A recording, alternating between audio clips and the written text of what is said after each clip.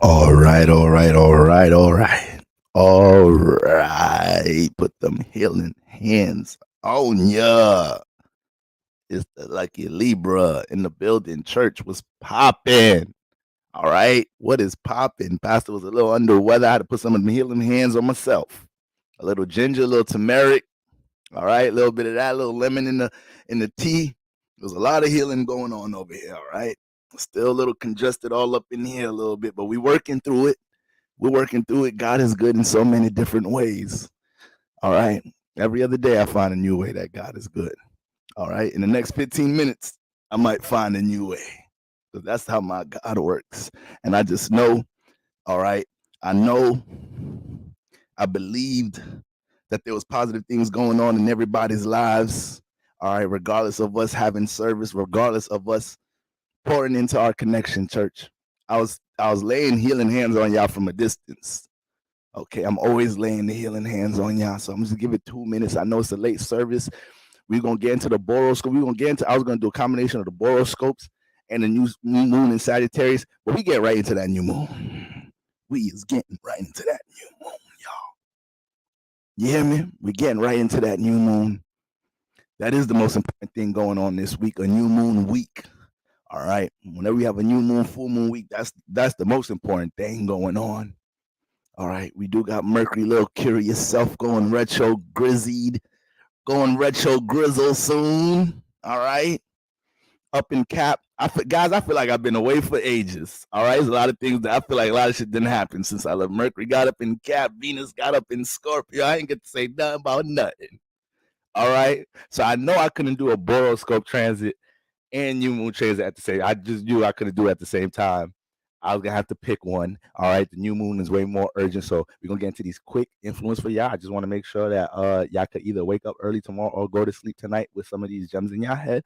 All right, and then either tomorrow, the day after, or something this week, we got to do some type of energy update, current transit stream or something. All right, I need to get back into the groove of things with y'all. All right, guys. I ain't never out of alignment with the stars, but we need to make sure we got our energy in the air properly. All right, shout out to everybody in the building. I'm gonna give it 1 minute. Before I give it 1 minute, I just want to, something inspired me to speak, y'all. Something inspired me. Shout out to Sister Belle Papillon in the church that sent me this. All right, I want you guys to see this right here. Got these suspenders? Look at this worship, family. Got these suspenders? Look at this worship right here, family. You don't need suspenders. You want to wear them? I guess. Because, Mom. Huh? So, if I took off my jacket while preaching, look like I'm finna go to work. Okay, so you want to put your suspenders on? Yes. Okay. Looking like a real preacher.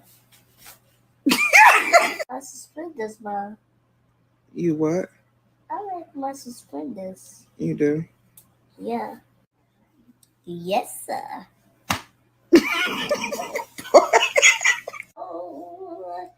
Early Sunday morning, he got home, baby girl, yes. Worship, young man. Shows in the Lord, all your heart, and lean out to your own understanding, and I yeah. I say. Yes, oh, Sunday morning, he didn't get up. Go out, glory got up. Yeah. Rebuke him, Lord. All right. Now that's what you call worship. You don't need suspenders. That is what you call some real worship right there, boy. All right. That you see that young boy in his apprentice ministry right there. The Spirit of the Lord is already in that child. All right. The Spirit of the Lord is in that child. Somebody find that boy and get him over here so we could do a joint service. You always hear a glory. First, I had to listen to. Is he? Are those glories? I know those are not glories.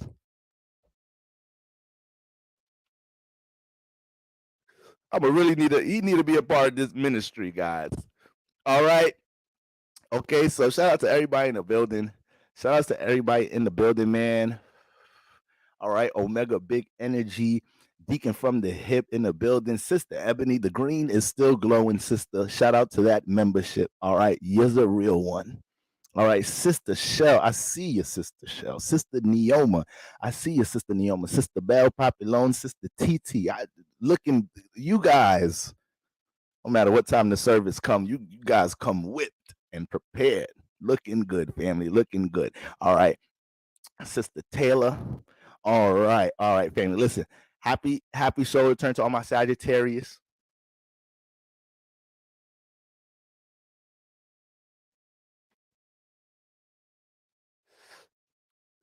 Happy solar return to all my Sagittarius. I ain't get a chance to jump to the Sister Dawn with the Cash App thing.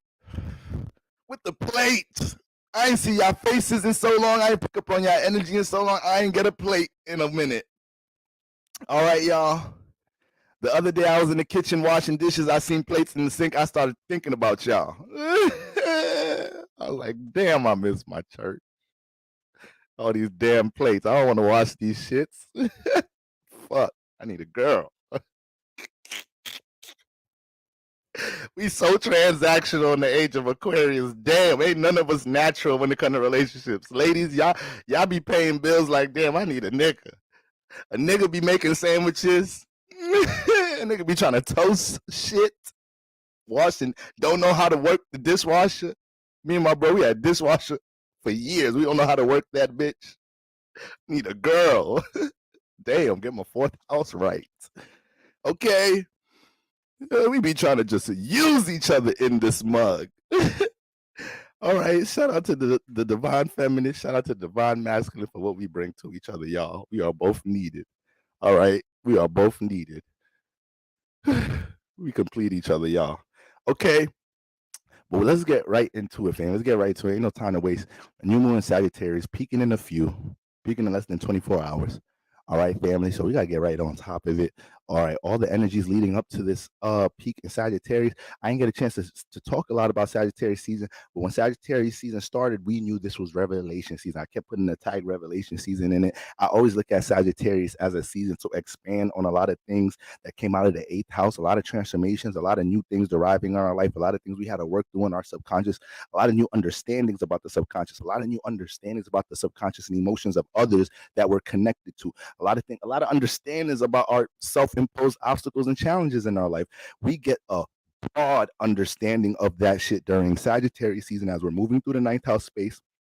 We start to develop new philosophies on how to establish things based off of these transformations and different ways our life path may have been taking different turns. All right, we start to establish new morals and ethics in this bitch. Okay, we start to access new forms of guidance when it comes into what we should be paying attention to from a expansive productive level in our personal life. When it comes to things that, let's say, we're intentional about building or creating something in our life path, when we transit through this space, through the 9th house space, we attract a lot of things that can guide us into environments or resources that help us learn about what we're doing right now. Okay, so when we get into this new moon Sagittarius, everything we've accumulated up until this point, now it gets to get cemented and established some more.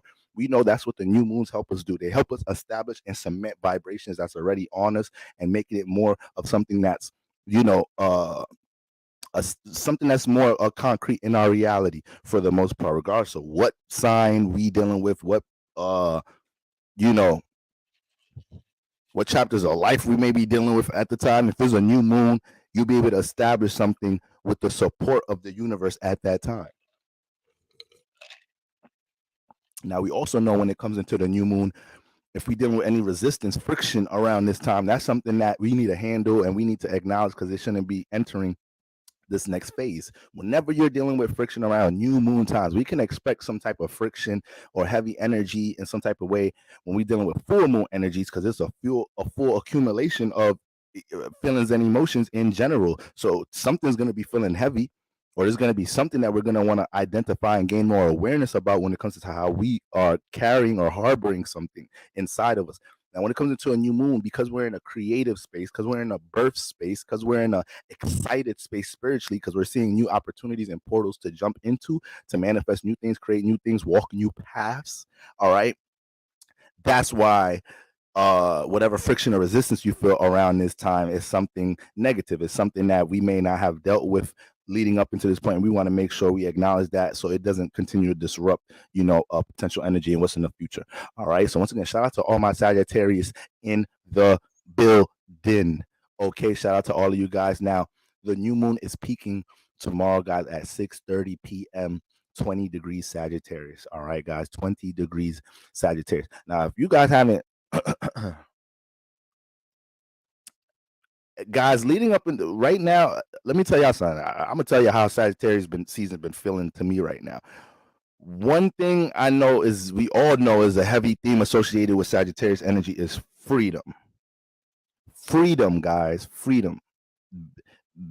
Feeling like you're riding the vibration of being a free-spirited individual and being able to experience and explore things you want to explore in your life. So a lot of us right now in general, just being in a ninth house space, what this space could do to us is make us realize what things are self-imposed obstacles, once again, that restrict us from being free or exploring certain things. Yeah, we may run into resistance in the external realm when we try to do things, we try to explore and experience things. Maybe we need more time or resources to do something in some type of shape or form from an explorational perspective, right? Maybe it's something you want to create in your life, a new journey you want to walk, but you don't have the capacity to give it a time and energy, maybe because you got other responsibilities and priorities going on in your life. So when we get into this space, this is why Sagittarius can live reckless yet fulfilling lifestyles. You can look at a Sagittarius from the outside looking in. So this Sagittarius dominant person may look like they're unstable. They have a reckless life. Income is up and down, but they can still live a very fulfilling life in that unstable manner because this Sagittarius may naturally, be resonating.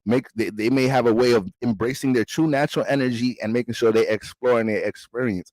So, there may be certain burdens they might have experienced here and there when it comes to dealing with reality and financial things, but when it comes to what they wanted to experience, explore, fantasies, things they wanted to create, connect to others, spread awareness about, they're all in that. All right, they are all in that. Okay, so a lot of us may be in situations, I say all that to say a lot of us may be in situations where we're like, mother fudge this responsibility, mother fudge this priority. Yeah, I know I get the significance of it. I need to do this, then the third, to take care of my priorities, responsibilities, or to take care of my form of stability, or this, that, and the third, but flip this job, fudge this work environment, mother flip this routine. This is too patterned. I'm not exploring enough. I'm not experiencing enough. A lot of us start to realize how many things we've suppressed from an experience perspective as we travel the ninth house space. All right, there's also the space of higher learning, family. So when we talk about exploring, that comes with the ability to accumulate knowledge from something. You're experiencing something new forms of knowledge and wisdom that you're developing. So a lot of us are hungry and eager to get into some of these areas or start these new journeys and paths as developing with us, learning new things, connecting with new people, experiencing new things in general. So that's why a lot of us got to be very wise about what decisions we do make around this time, because a lot of us may be in that vibration where it's a priority, responsibility, and it's really feeling like a burden around this time. You need to deal with it for your reality, but some of us may start looking at us wanting to, detach from certain things because it's holding us back from exploring and experiencing. And it's not to say that's a negative thing. That's just the natural vibration heavy ninth house Sagittarius energy can put you in. So we could start to use this new moon energy to be more intentional about doing things that can get us closer to experiencing, exploring whatever that may be.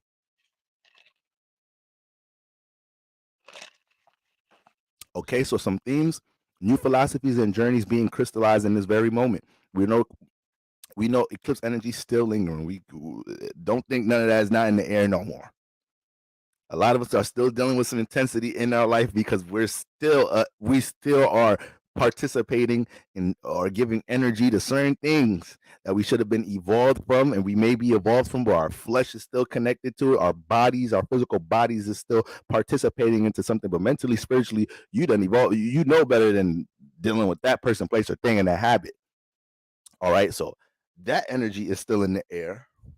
Okay, So now that it's new moon time, it's always, once again, more of a spiritual push to overcome any of those things, obstacles, habits that you feel like don't favor new aspirations or aspirations in general, right? New moons could just always be a spiritual boost to these things. Sister Steph, I see you in the building. Sister Taylor said that's our chaos, our true form. If you want a Sagittarius to go be great, let him run, let him roam. All right, let a dog roam. He'll find his way home, family. Sagittarius gonna find their way home. Some of y'all got Sagittarius children. They're gonna become mad rebellious if you throw way too much Virgo 6th house energy at their ass. You're gonna get a rebellious young Sag child. Your Sag children already gonna run away from the home in some type of way. You could try to love up on them, try to give them all the resources you ain't have as a child. Sagittarius child still need to go see what's out in the world. Thank you, Ma. Thank you, Mommy and Daddy. I'm glad y'all provided all the things that my peers don't be having. Because what y'all got? Y'all got that motherfucking Pisces. Wait, yeah, y'all got that Pisces 4th house.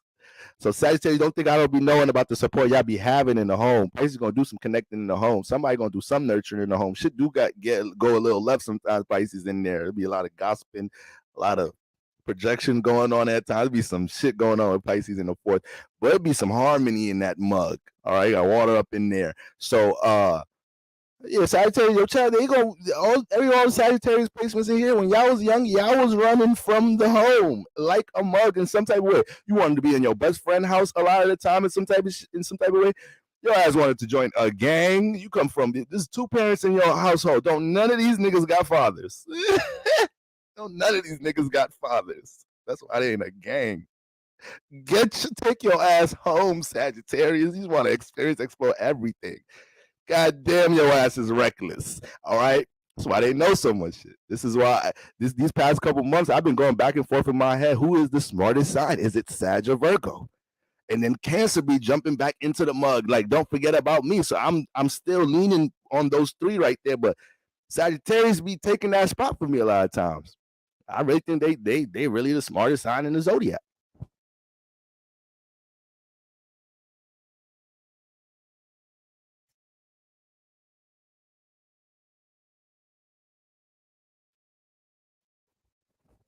There's a lot of artists, entertainers, and Sagittarius. Them niggas be the niggas that be having a little bit more success on the publishing side, on the royalty side. If y'all don't notice that, start looking at certain Jay-Z, Nicki Minaj. They get themselves into the gatekeeper. They get into the gatekeeper position. They's not just staying as the listen. Sagittarius, they up here with it, and eventually they know how to make their experiences account for something when it comes into applying what they've learned into something that they're committing themselves to. But that's the thing, Sagittarius. How many times Sagittarius is gonna commit themselves to something?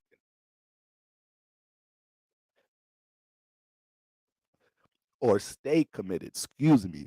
Stay committed. All right, stay committed. I was having a conversation with somebody the other day, with a female the other day, and we were talking about men cheating, and she was saying, I think all men cheat. And she said, it's not what I think, or why I think all men cheat is because y'all like variety. And I don't even know why I'm bringing that up. It just reminds me of the fact that mutable signs, y'all ass be some variety seeking mugs too. If you listen, besides Virgo, when it comes to the mutable signs, besides Virgo, all the mutable signs, they be seeking variety. If they in committed relations for a long time, boy, is they invested. If it's Gemini, Pisces, Sagittarius, tell me anything that they've been participating in, working on for years, that is their heart, whatever that is, that relationship, that business or brand, because they's finna be jumping here and there. They's finna make sure they experience and explore a little bit of this and a little bit of that. A little bit and all I need. A little bit and all I need. A little bit and what song is that, y'all? That melody just came into past the head. That's a good melody right there. Nigga don't be knowing. Nigga don't be remembering a goddamn lyric, but that melody, that beat, That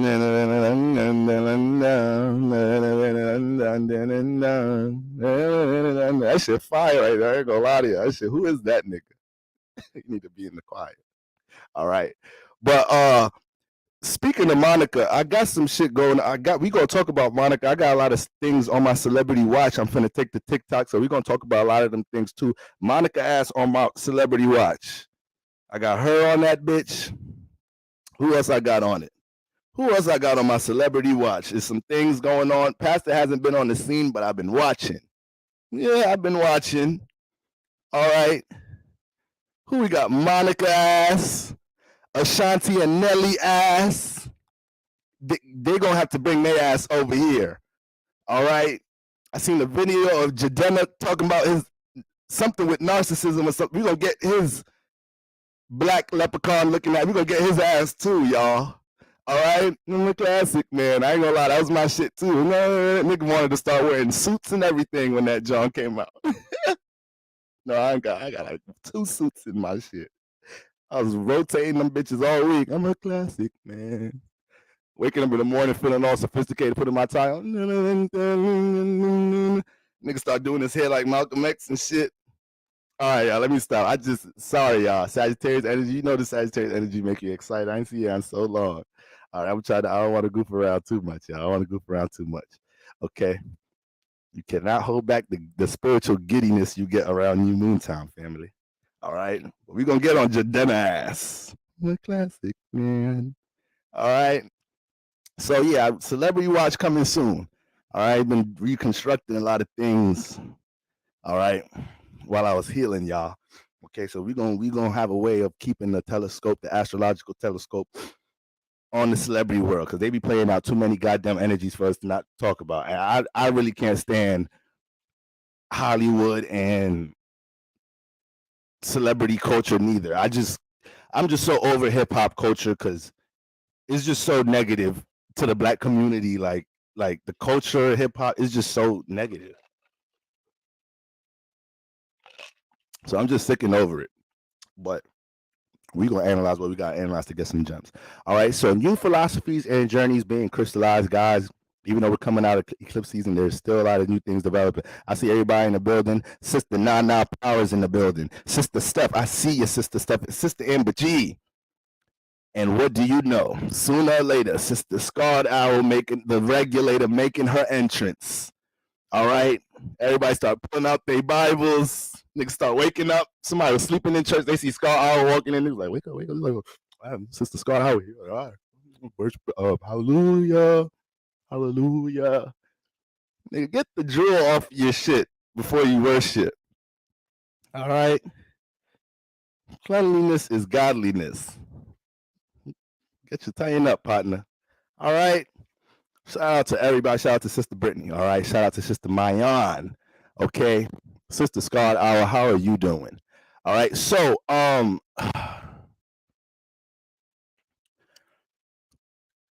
want everybody to be intentional about what you can do to take action and control over starting this new journey in your life. Journey energy, once again, journey energy, explorational energy, very heavy with Sagittarius. So a lot of us, I was even bringing this up in the reading I did today. All right. But a lot of us may have been situations, throughout the year, maybe past couple of years, maybe a month span, and it feels like there's something you want to experience, explore, a new journey you want to step into in life, whether it's to learn something, to start doing something, a creative journey, and you felt like you was dealing with too much responsibilities and priorities, or you didn't have the capacity to transition into that and uphold that new path or whatnot. I feel like this is a great time where people could realize, like, damn, I don't really got that much resistance or whatnot holding me back from jumping into this aspiration right now, or signing up for this school right now, or doing this, that, and the third right now. All right. We worked through so much attachment energy within the past 90 days. We worked through so much attachment energy. Even somebody that's not into any of this shit just subconsciously detach themselves from a lot of things, or were able to acknowledge things that don't serve them, right? Or doesn't serve potential energy, things you want to create in the near future.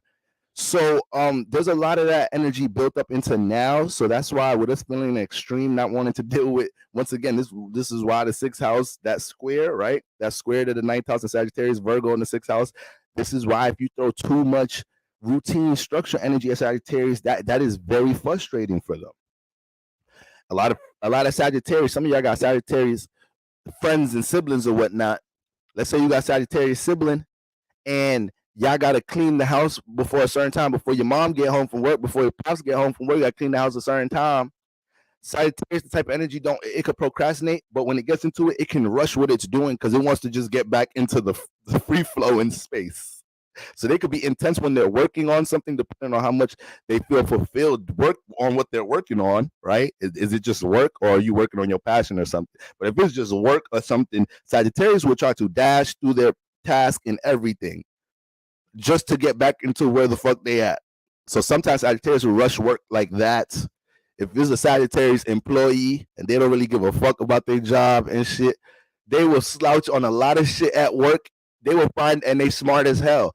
So it's very bad being a lazy Sagittarius that's always trying to find shortcuts, because you smart as shit knowing how to find shortcuts. Unless it's like shortcuts in business and loopholes with things like that, of course take advantage. But when it's coming to like being an employee or doing some shit at home, Sagittarius will find smart ways to like not do the whole work and shit, make shit look like they did the work. All right, if we could look up how much zodiac signs use AIs more than anybody else and shit, Sagittarius is using that shit.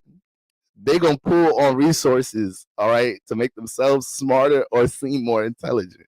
Okay, ninth house energy. You better understand what's going on. It's the house of higher learning. All right. So we got a lot of that going on, family. Anything you feel heavy right now, restricted you from creating some shit, walking a new journey. We got to handle that, and we got to acknowledge if we actually are in a space that we ain't dealing with the type of resistance we was dealing with previously in the year that was holding us back from a new journey.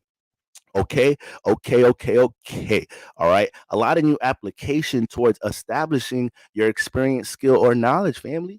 There's a lot of opportunities we're walking into right now where, it's not just about us starting a new journey to learn something, but walking into opportunities to let our knowledge be seen for something. Ninth house is very active. We got both the luminaries in there, of course, because the new moon, Mars is charged up in there too. So we're passionate about seeing how we can use, something we're experienced or skilled with to bring some transformation into our life. Big influence on transformation with Mars, but aggressive, forceful. So we're trying to set a new precedent when it comes into how we use our knowledge and wisdom in some type of shape or form. All right. So this is why I have to make sure I highlight resistance or things that we should have been evolved from right now. Dealing with heavy friction with things that we should have been evolved with, because Mars is in the mix. So we can be very extreme. So we need to be very conscious how we make decisions, detaching ourselves, separating ourselves from certain things. All right.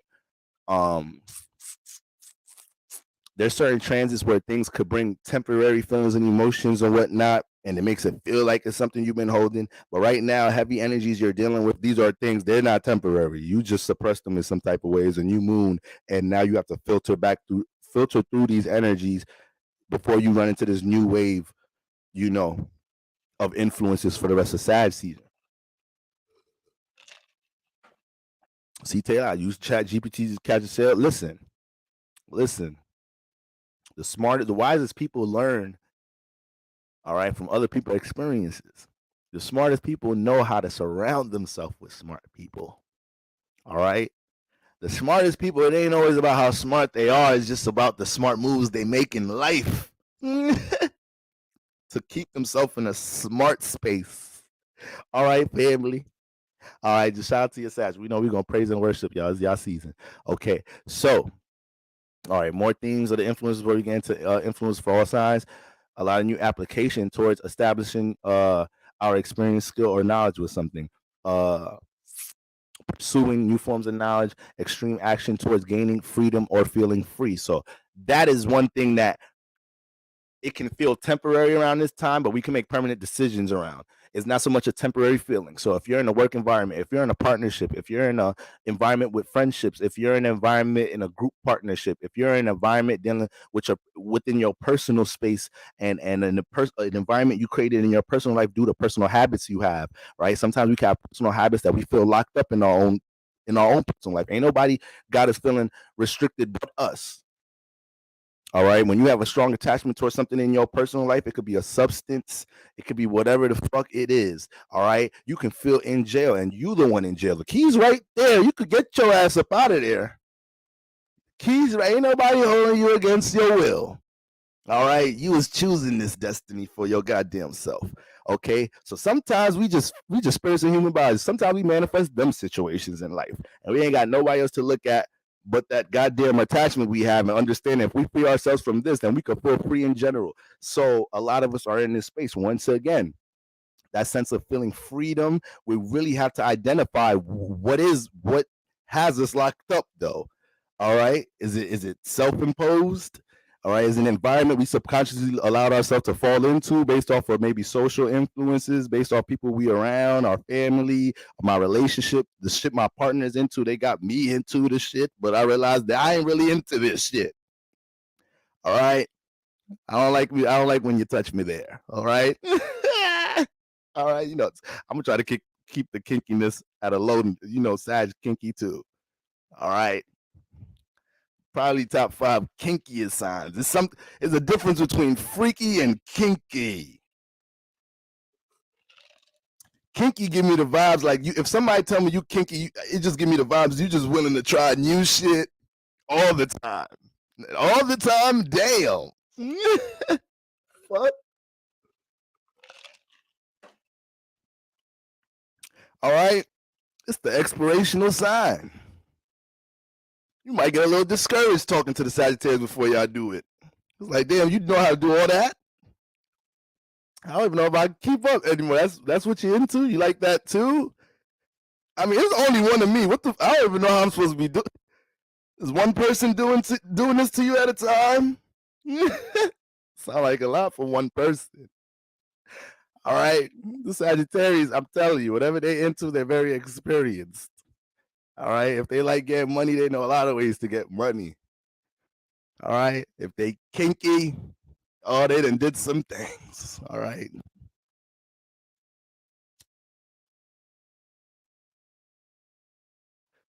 Kinky want to explore too much. Freaky just ready to go any day, any time of the day, on any day. You just got a high motor. Kinky is like, sometimes you too curious. Sit your kinky ass down. All right. So, but the extreme actions, just remember, guys, extreme actions towards gaining freedom or feeling free. So let's say you got Sagittarius in a firehouse, guys. All right. Let's add some context to this. Let's not make everything float, right, and be empty with humor. Let's say you have Sagittarius in a firehouse. You may feel like you in an environment, some type of shape or form, when it comes into your expression, right? Fire. When it comes into your expression, your creative expression in the world, in some type of shape or form, you may feel restricted in this environment. Is that self-imposed? Okay. Or do you have to identify how you got to this space from past experiences, from environments that you surround yourself with when it comes to expression? Okay. So you may feel restricted in this area, and you may feel like this is a battle you need to overcome with self-expression. You got Sagittarius in the first house, Sagittarius sun rising. You may feel like your personality is being you restrict your personality in certain cases.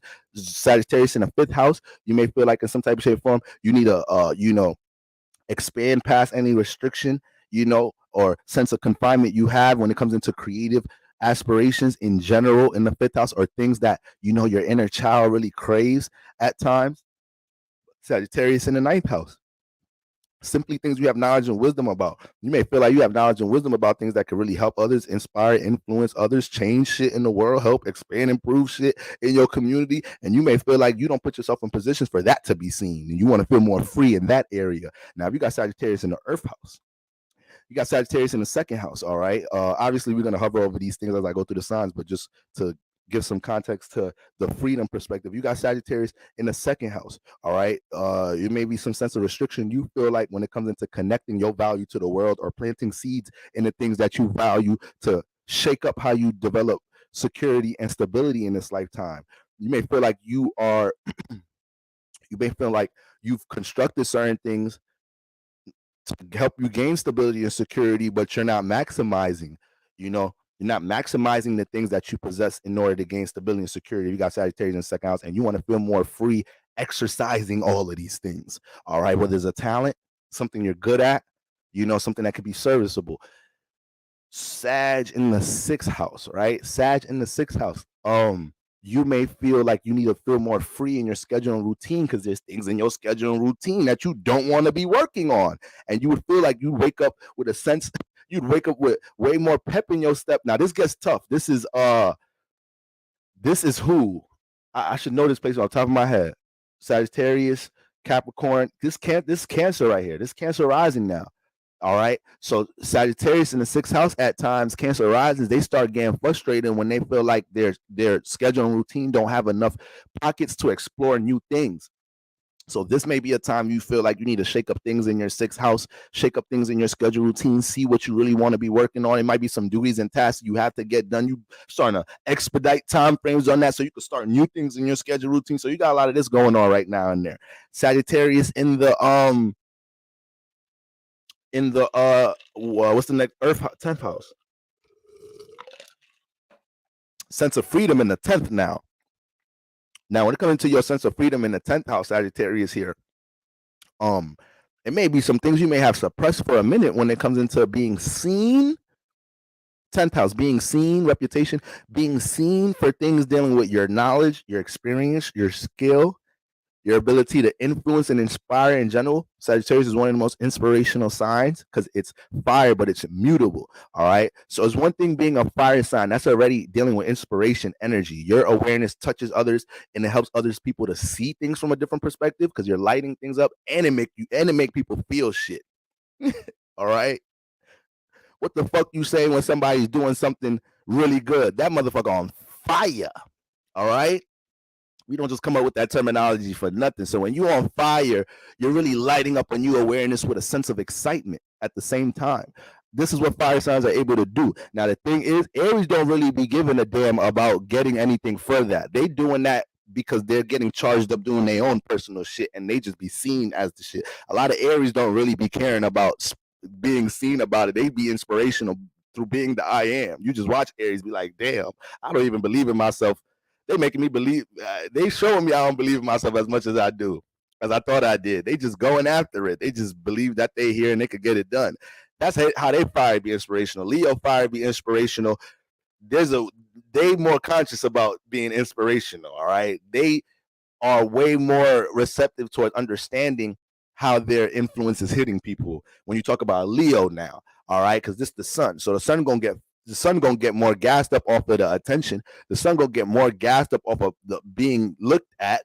That's why we come outside, praise the sun every motherfucker. The sun probably won't even be up there right now. We probably be looking at something else right now. If we having a lot of, some of us think that's God. The sun has tricked us into us thinking that's actually God. That's how much you really have to think about this when we talk about Leo energy, when we talk about ego, their power on awareness energy, influencing others with their awareness and their expression, and their ability to manipulate awareness energy. Leos can get attention for the worst things in the world and find a way to make that a successful story. So when we looking at the sun, some people really think the sun is God. Like some people are like, no, I really think you got to think about it. It's just it feed everything. It's giving life. That's God, but it's really not. It's really not at all. All right. It's an essence of God in some type of shape or form. But no, that is not God in no type of way. Now, when we look in the Bible, when we talk about Christ consciousness and this, that, and the third, yes, the sun has a huge influence on how we dealing with awareness energy, which awareness itself is a very key thing in spirituality, right? Because your awareness has a lot to do with the size of your spirit. The more aware you are, you're a bigger spirit, smaller spirit. That's why right now our levels of awareness have us in human bodies. All right. We have enough awareness to be in these human bodies right now. We're working on expanding that mug. Okay. But when we get into a realm like this and we got the sun here, the sun is just happens to be the tool we are using when it comes to the awareness energy. Is representing the tool that we're using in this realm, just like you're using your body to navigate the physical realm. The sun is the tool that we're using when it comes into the awareness energy. That don't mean it's God. All right. That does not mean it's God at all. But that's how much the sun could gas us up. That's how much Leos could gas people up. That's how much Leos could inflate how they're seen and manipulate motherfuckers with that shit. All right, you don't know you don't know artists that have super fans until they got motherfucking Leo placements, Leo midheavens. All right, look at motherfuckers, artists and shit that got celebrities and shit got Leo midheavens and Leo moons, and they super fans be ready to die for their ass and shit. So we got that going on. So that's the 5th house energy. You got Sagittarius in the 9th house. You got Sagittarius in the 9th house. Yeah, we were just talking about the example of Leos, the fire signs, how they use their fire to influence others, inspire others for the most part. Leo's the one that's more receptive as to the energy is picking up from others when it's inspiring. Sagittarius would be a tie or next in line when it comes into, being invested in inspiring others. A lot of days it's gonna be number one, and the only reason Leo drops to number 2 at times because Leo just get fascinated looking at itself in this mug. It's like, damn, I thought you was inspiring others. You just got lost in your own reflection for a little bit. Sagittarius thrives off of somebody else. I told you on previous live stream, when you have Sagittarius teach you something, put you on to something, and they see you start using it, thriving it, they start seeing the benefit of it in your life, they get so high off that their ego could jump off that shit too. So you could watch a Sagittarius that probably be an artist, a rapper, or something, a Sagittarius rapper, and something went left with their record label, something. They'll make a song or be in an interview talking about all the ways they uplifted other people while they was at that record company, that record label, all the things they helped expanded there and whatnot. That's how Sagittarius get in their ego right there. All right, look at even Jay-Z. In some of his biggest diss songs, he's talking about all the people he targeting Beanie Siegel and all the people from The Rock, talking about like, yo, listen, y'all missed the money train. I was trying to get all of y'all on, Dame and all of y'all. I was trying to get all y'all. I was doing a lot for y'all. All right, whatever I touch grows and expands. Like, it ain't my fault. That's how the Jay-Z Sagittarius diss motherfuckers, letting them know how I was really here helping you expand all type of shit. You ain't know how to do this, and you ain't know about publishing, getting to the music industry, breaking through. You ain't know about none of that until you was dealing with Jay-Z. All right, Kanye, little talented ass, how to get around me. Okay, so that's be the Sagittarius ego right there. I'm telling you, that 9th house ego ain't nothing to play with. All right, now Sagittarius in the air houses. Back to the freedom, guys, and we'll get right into the signs. Sagittarius in the 3rd house, whoever rising sign this is. Okay, it may be some things you don't feel free of in your own environment, in your own surroundings. All right, whether it's something about where you live at, your community, but it doesn't have to be on that level. It may be certain, once again, self-imposed habits that's in your 3rd house, but you may be in a time where you're realizing these habits are developed through your friends, through people close to you, through things in your upbringing, right? And you want to break free from that shit. Okay, so there's a lot of that going on with Sagittarius in the 3rd house, and it may be a direct impact on a friendship or actual relationship with a sibling this day and the 3rd. Okay, so that's Sagittarius in the 3rd. Sagittarius in the 7th. All right, Gemini risings.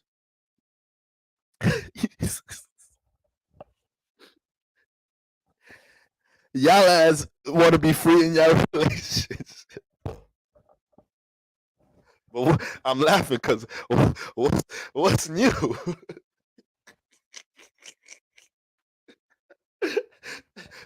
What's new? A new moon don't have to tell us that shit.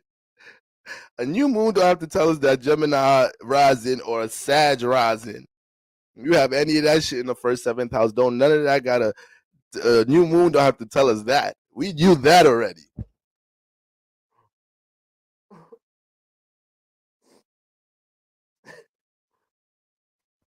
All right. So all that's gonna do, guys, is gonna enhance whatever feelings you have. Who's Gemini risings? Right now, Gemini risings, you dating Gemini risings right now. They ask for like you might be walking on thin ice with their ass right now if you dating a Gemini sun rising. If there was already shit that they was tight about in the relationship, they was tense about, they's not playing that around this time. They's ready to find something new. They feel all that new moon sun energy in the 7th house, the options. If you I feel bad for anybody dating Gemini sun rises right now, because they ass got the sun and everything in this house. So sun in the 7th house start making you pay attention to your options. Motherfucker, you start opening up your DMs a little bit, like, let me actually see what's in here. Because this is a scary place. But let me see what's in here though. You start opening your DMs with the sun in the 7th house. So Gemini sun rises, they's not going right now because they could feel restricted overnight right now in their relationships. All right. Now they might be a little foolish and make extreme decisions over temporary feelings and emotions. But if you Gemini sun rising and you already came into this phase and you already feel I'm working with you very if you're a Gemini sun rising, you already came into this phase already a little tense about things with this partnership and shit. This shit been in motion, and you start to see things change a little. You're not feeling the changes. The eclipse season, all true colors, everything coming out in the past couple months. You starting not like shit. Gemini sun rising, but Gemini risings, they keep a lot of shit in their head though. They good at that shit. They way better than the sun and moon. They keep that shit in their head. They just analyzing the shit out of all the new changes and shit in a relationship. I'm telling you right now, if the shit that they had problems with, especially if they voiced that shit already, and their partner don't got no consideration, this y'all last legs y'all standing on right now, because they just want to feel free, and the sun got them opening their DMs and looking at their options. Options start looking better. You go in your DMs, you be like, damn, how I missed this DM. I thought I be going on people's page. Your DMs, you could not look at the DM but go on their page. They look good enough. I ain't opening this shit. You got to scope the page out first. All right. Motherfuckers, the sun in the 7th house got Gemini sun risings going back to the DMs like, hold on, this motherfucker look good. Like, I know I ain't skipped this. Motherfucker start looking better in there. I'm telling y'all. Sometimes niggas be insecure as hell. Niggas be on some wishy-washy shit with their girl, right? Be wanting to have their girl. Niggas be wanting to have their cake and eat it, right? Not be wanting to commit to some shit, but tell her she can't fuck with other niggas. It always be that. It always be it always be like that one nigga that your nigga know about. It might be a nigga that you got ready to replace that nigga after. It might just be the persistent nigga, the extra persistent nigga. That nigga so persistent, your nigga know about the nigga. But that nigga right there, that nigga start looking better to y'all ass around this time, Gemini sun rising. Persistent nigga look good as hell. You start noticing he always do got a haircut. He always he got good outfits. All right. If you're dating Gemini sun rising, I'm just letting you know right now just how they feeling. They want freedom in their 7th house. They want to experience what the fuck they want to experience in the 7th house. And if you ain't cutting it, you ain't cutting it right now. We're going to get to the real. All right. Sagittarius in the 11th house. Sagittarius in the 11th house. All right. Cap risings. So shit right now, no, excuse me, Cap risings, Aquarius risings. My Aqua rises, it may this one could get a little bit deeper than how it sounds on the surface level, because the 11th house is already dealing with the outside world. All right. The 11th house is already dealing with the outside world, breaking outside of what you're surrounded by, what's familiar to you. All right. So when we talk about freedom in the outside world, a lot of Aquarius risers right now can feel like where they're at mentally, or something that they're working on, something that they're in the vibration of in a creative aspect. They may feel like, what the fuck I got going on in my surroundings ain't cutting it. I would feel more free bursting out into the 11th house, finding more of a community that relates to what I'm into in a creative, spiritual level in some type of shape or form. Or it could simply be a community or a group that you are associating with around this time, and you realizing you done mentally evolved past some of the ideologies that this group is valuing in some type of shape or form, that this community is about valuing in some type of shape or form. All right. And you may feel like you need to break free from that shit in some type of way. Okay. And then Sag in the water houses. All right, Sagittarius in the 4th house. A lot of y'all feel like, some type of shape or form, it may be something that is trying to hold you close. Because the 4th house, we want to keep things, is a private house. So we, in this house, we trying to keep anything we deem as us emotionally invested into, we naturally want to bring it close to us. We naturally want to bring it home. We naturally want to have it in arm's length. So when you got all this Sagittarius energy, it might be certain things that you feel like a person that's trying to keep you too close. You may be feeling like what's home to you maybe a situation you need to break out of. You may want to expand of whatever the concept of home is to you. All right. You could have lived with your mom, but you go to your grandma's crib whenever, and her crib felt like home. So we all have different homes, all right. And when it comes into home, it may be a situation with Sag in the fourth house. You feel like the things that surround you in your home space, in your private space, you need to expand out of that in some type of shape or form. You need to add new influences and habits into your home space because you might be making things that you don't want to be consistent habits or things that done became a bad habit or whatnot, and you got to keyword comfortable with it in your fourth house. So you may want to. This is actually another one of them placements and transits we talking about self-imposed situations that it ain't really the external for real. We doing things to keep ourselves home. So Sagittarius in the fourth house could feel like there's certain habits or things that they're connecting to. They done brought into the home space and they need to break free of that. Sagittarius in the eighth house. With Sagittarius in the eighth house, we already know the eighth house dealing with attachments. The eighth house also holds a lot of turmoil from things that went left in our life, transformations, relationship, getting our heart broken, right? Finding out, discouraging things in our partnerships. The eighth house, we know the eighth house holds turmoil for that. It holds a lot of the aftermath for that. So if you have Sagittarius in the eighth house right now, you're in a situation where you may feel like you need to break free from something you holding on from the past. You might be in a whole new relationship right now. Ladies, you might have you might be you might be in a situation right now. Why the fuck the perfect motherfucker always, this is a side question leading into what we talk. Why the perfect motherfucker always come when you're not ready? God be playing too much, y'all. Damn. I was not ready yet. But this motherfucker is perfect.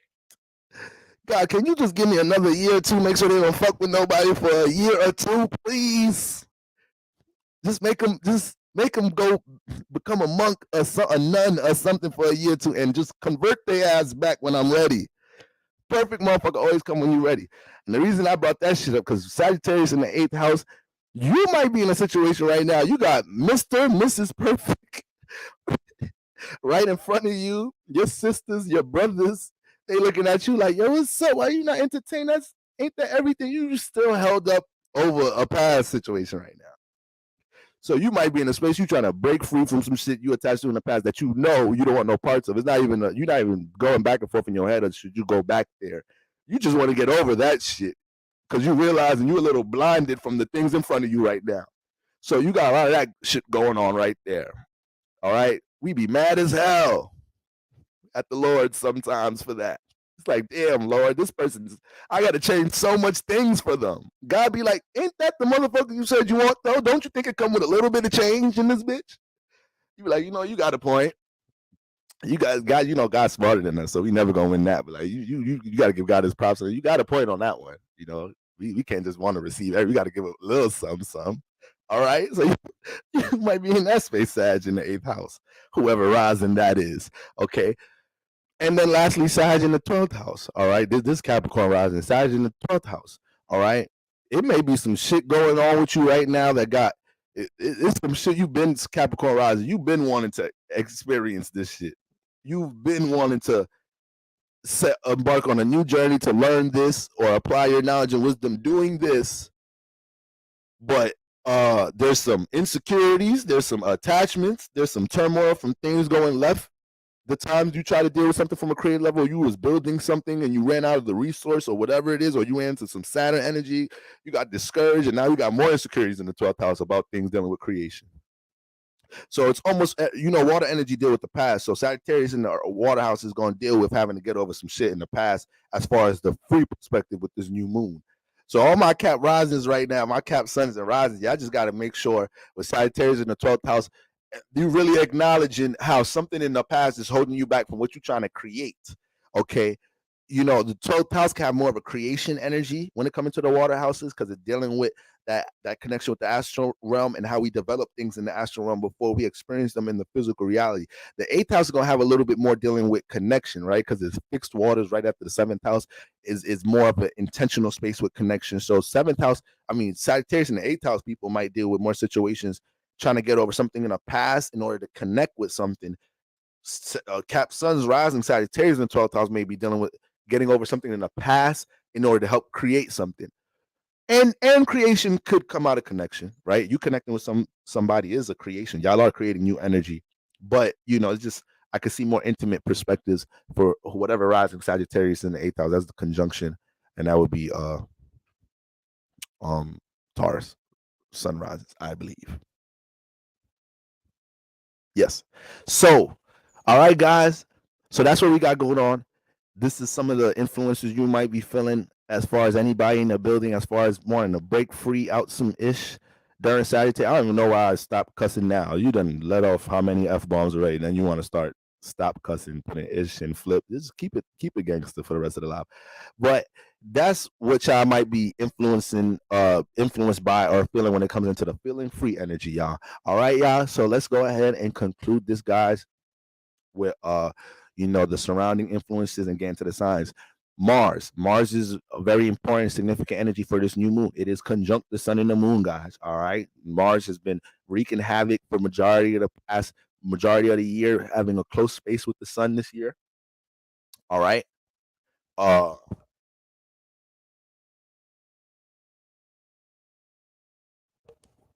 So if we already dealing with some type of friction and intensity, dealing with feeling like we gotta burst through some shit to feel free, Mars got us with all the aggression we need right now, in order to jump into these new journeys of past or deal with overcoming and transforming anything that's holding us back, right? So Mars is conjunct at 13 degrees, the sun and moon are at 20 degrees, right? So I like to keep everything within a 7-degree space. So that's a perfect 7-degree orb. So they are harmonizing with each other. So when we talk about intention energy, new moons are already dealing with intention energy.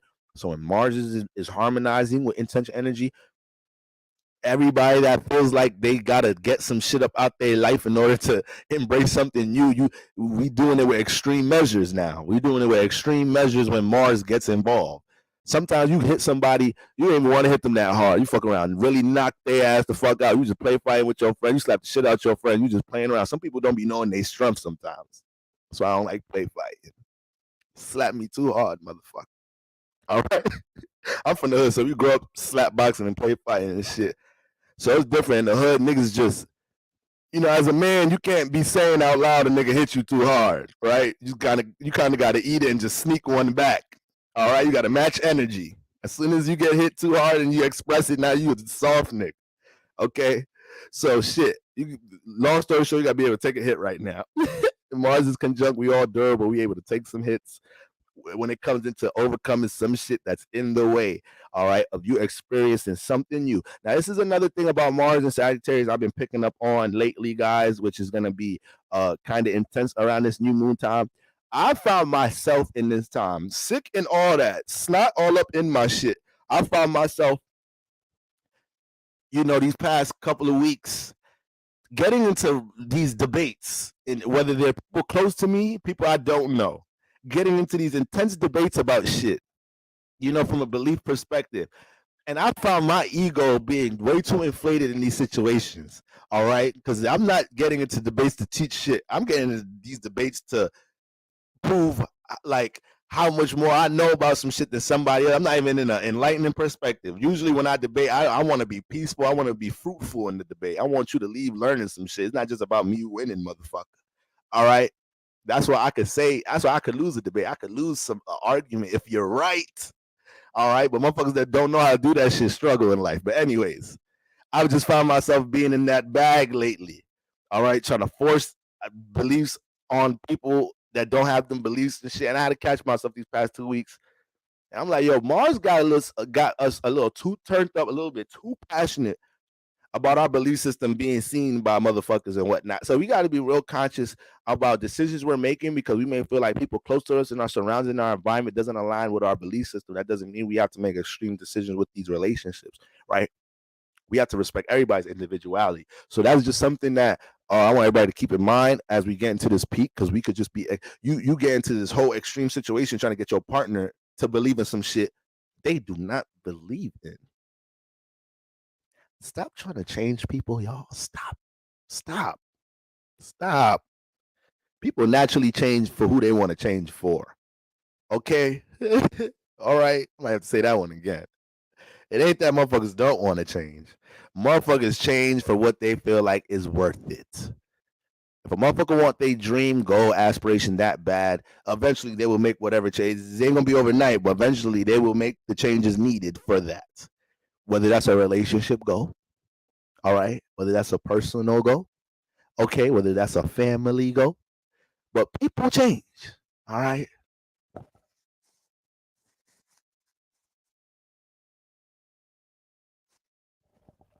Sometimes people be discouraged in relationships because they see their exes make change for motherfuckers they dating with after them. It should be fucking your head up. It's like that's the change I wanted them to make. The fuck? And we gonna have to swallow the pill that they did not want to make that change for us, family. That's a tough pill to swallow sometimes, especially when you done made some mother flipping changes. All right, that's a tough pill to swallow sometimes, but it is what it is. Okay, so you got to go into every connection, seeing if the connection in general it deserves you participating in it. If you even look at that mother flipper worthy enough, because guess what? Relationships make you change. If you haven't realized that yet, I don't know. Some of y'all may not have been in that many relationships. Some of y'all may not have been in a real significant, emotionally moving relationship. But for people that have put some motherfucking time into some real shit, some shit with some time in it, didn't that bitch change you in some type of way? It's okay to admit it. It's all right. It's all right to understand going into a relationship, you might change a little bit. Some shit you were so adamant about, right? You might just start naturally becoming a little flexible about that mug. All right. But it ain't gonna feel the way you thinking about it right now, being single. Like, I ain't changing that shit for nobody. You gonna be graceful about changing that bitch in that moment. If it's the person you want to change it for, you will make the change gracefully. All right. I'm telling y'all, real love be strong. Y'all, real love is strong. So Mars is conjunct at 13 degrees, heightens the feel of setting an intention on a new moon, forceful towards gaining freedom. In the different examples we spoke about in the house, you have Sagittarius in, highly expressive and reactive towards our beliefs. All right, I gave the example of how the fuck I've been doing that shit lately. So just know around this time, we're all extreme doing that right now. Okay. We also will have a square to Neptune in Pisces. So Jupiter energy is at large right now, guys. All right. So we're once again Jupiter energy, expansion, freedom, right? New experiences. Okay. Your spread of your knowledge and wisdom that ties back into expansion. Your spread of your awareness, your spread of your talents, your spread of your healing energy, right? Jupiter energy, all right. So Moon square Neptune in Pisces, and you know Neptune is the goddamn the higher octave of Jupiter. So if there's any teaching, if there's any healing, there's any form of expansion Jupiter got going on, Neptune is looking down like, Jupiter, you make me so proud, right? Jupiter is the one getting hype, going back to grandma, like, look, grandma, look how many motherfuckers I taught down there. I'm healing. All right, so Jupiter looking up to Neptune in that way, guys. So when we talk about Neptune and Pisces, this whole space that we're in these times in general, that's why we have a strong conscious community. That's why we have a strong spiritually tight knitted group of people of the world fighting for true spirituality, for true forms of humanity. And Neptune and Pisces, people don't even understand how much that transit is helping us out with the madness going on in the world. Right? Neptune and Pisces is leaving a little bit of natural harmony left for us with all the AI technology programs and agendas the Matrix has been cooking up. All right. So with the new moon squaring Neptune, a lot of us are going to have to react to more natural feelings and emotions about things, right? Things that may have been suppressed from an experience perspective, they're highlighted around this time. So Moon square Neptune in Pisces pushes us to respond to our dreams and in more of a leap of faith vibration. Okay, that's already granted with a lot of Jupiter energy. A lot of people with strong Jupiter dominance have a lot of, they can be real risky people. All right, Pisces, they may come off all innocent at times, very gentle, sensitive auras. They be on some risky taking shit sometimes. So it's crazy because sometimes they be feeling pressure dealing with things when it comes into the actual upholding the format of working and the time and working concept on their dreams. But just talking about pure fantasies and experiences and certain things, there's some things Pisces close friends don't know that they done did because they jump into that much experiences at times. They don't care. They just Jupiter energy for the love of it, for the in the name of learning some shit. in the name of adventure energy. Jupiter all day, every day. All right, guys. So pushing us to respond to our dreams in more of a leap of faith energy, incorporating faith in our new journeys in general. In general, we're all gonna have to get aligned with the faith energy in general when Neptune is in the mix with a new moon influence. All right, learning to find the balance. This is important, guys. Learning to find a balance with receiving and pushing out knowledge around this time. And I got in parentheses right next to it. Disregard the face of the messenger. Just receive the blood clot gem. Okay. A lot of us are making too much of a mistake of trying to deeply analyze the vessel, the messenger, the face that's carrying the message. It is the age of Aquarius. There's a lot of new knowledge and information and awareness in these streets. There is nothing that we could go and get knowledge and learn how to start seeking the knowledge in the age of Aquarius. There's no excuse. All right. So too many times people have the exact thing, the exact motherfucking message right in front of their face, where there's something coming from a business perspective, but your mind is going to construct a way to be like, yeah, but this nigga probably a scammer. How we know this person's business is real? That they giving the exact business gem you need to hear for your fucking business, but you too caught up trying to analyze who this person is and how other people dealing with shit with their business instead of just trying to apply some shit. You could be listening to a whole person giving the exact gem you need to hear about a relationship, but you looking at them like, yeah, but anyways, I think they a narcissist anyways, or I think they just la la la la la. But they telling you exactly the specific gem your ass need to hear in your relationship right now. All right. So with all this Jupiter energy in the air right now, is a lot of learning to be going on. Don't get in your own way, family. All right. And we can get in our own way a whole lot of time getting too deep into the messenger story. All right. Just be happy God dropped their ass in your life for us to be able to see what we need to see, learn what we need to learn, and prevent us from going through so much other experiences to learn certain things. Motherfuckers would rather go through way more experiences to learn some extra shit. But you rather go through a whole bunch of extra shit in your experiences to learn something just because you too caught up with the messenger with the face. But the messenger been trying to tell you some shit. All right. So we got to make sure we not falling up into that influence around this time. It's too much. Neptune, Jupiter is all up in the air with this new moon. God is leading us to the milk and land and honey when it comes into whatever resources and environment we need to help us create some shit right now. All right. If we didn't already know. And then we got moon in conjunct Uranus. All right. Learning how to get comfortable with new journeys in general. We know Uranus dealing with transformation is more of an innovative energy. Okay. But it's an alternative energy. So we're always finding different routes, different paths, different ways to work on things, create things, and do things and navigate things when Uranus is involved. So since it's a new moon and it's in conjunct Uranus, y'all know what I like to call the inconjunctions, almost opposite. So it's a mild friction. So it may be certain new things we may have to adjust to. There may be certain new ideas that are pretty fruitful, but they're foreign. We're not familiar with them. They're alternative. There is an alternative way of doing something, but we see all the potential in the world of utilizing this method of doing something. So it's a new moon, great time to experiment and explore. Sag, explore. We can't help but use the words, right? So keep that in mind. Learning how to get comfortable with new journeys in general, out of the norm experiences in general right now.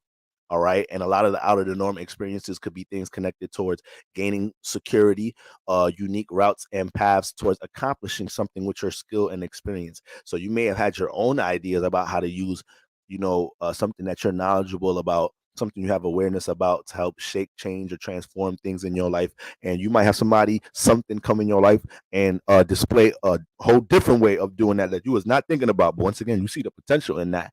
It wouldn't hurt to explore, right, guys? So that's what we got going on with that. All right, significant side alignments. Venus is in Scorpio. All right, I'm so mad. I hate when we got a good Scorpio placement and I can't give my 2 cents on it. All right, but we know Venus is up in Scorpio. All right, last time I was in church, Venus was in Libra. All right. So hopefully we was able to use a lot of that energy to get things on the same page when it comes into the people we value. Hopefully we was able to use some of this energy to see how we wasn't on the same page and that wasn't going to change, and use that as a form of resolve. Sometimes that's what helps you get on the same page. It's like, you know what, we know damn well this ain't changing. Let's just find a way to make it both work. All right. It was easier said than done. But Venus and Libra was helping us do both. Okay, it was helping us find ways to bring balance to the imbalances in our connections with others and help us get to the core of why we value in things in our partnerships in the first place, right? So now Venus is all up in Scorpio. So we're all intense in general about things dealing with love matters. We could be taking things a little bit too deep with love matters right now. We're making situations that are small too deep. All right. Some of us in here toxic and shit. We doing that shit a little bit too much right now. Calm it down before some real shit. Before that shit lead into some real issue later on. You like, damn, I took the toxic shit too far. All right. I was pushing the energy a little bit too far. Venus and Scorpio, things with love matters easily get deep. Things with love matters easily get intense because everything with the subconscious that's not seen a lot of the times, that may be suppressed, especially if it's an early relationship. You know, once you get into deep relationship, you not caring. You farting around the motherfucker, all of that. Your feet stink. You don't care about your feet stinking around the motherfucker. You don't give a damn. All right. I'm gonna get comfortable in this mug. So when you got some time in, you not caring, right? One partner on the toilet, the other one in the shower, like a mug. All right, that's that true love. But all right, Venus and Scorpio, y'all might be in motherfuckers might be in early stages right now. Still trying to keep some things hidden. You still trying to keep certain parts of you hidden. It's not about you not wanting your partner to know with Venus and Scorpio. It's just you trying to make it a graceful, patient entry into that part of your life, right? You just trying to get all the light shit out first before you get into this shit, this experience, this habit. Okay? Venus and Scorpio, it's hard to keep that shit hidden. That shit gonna start fuming out.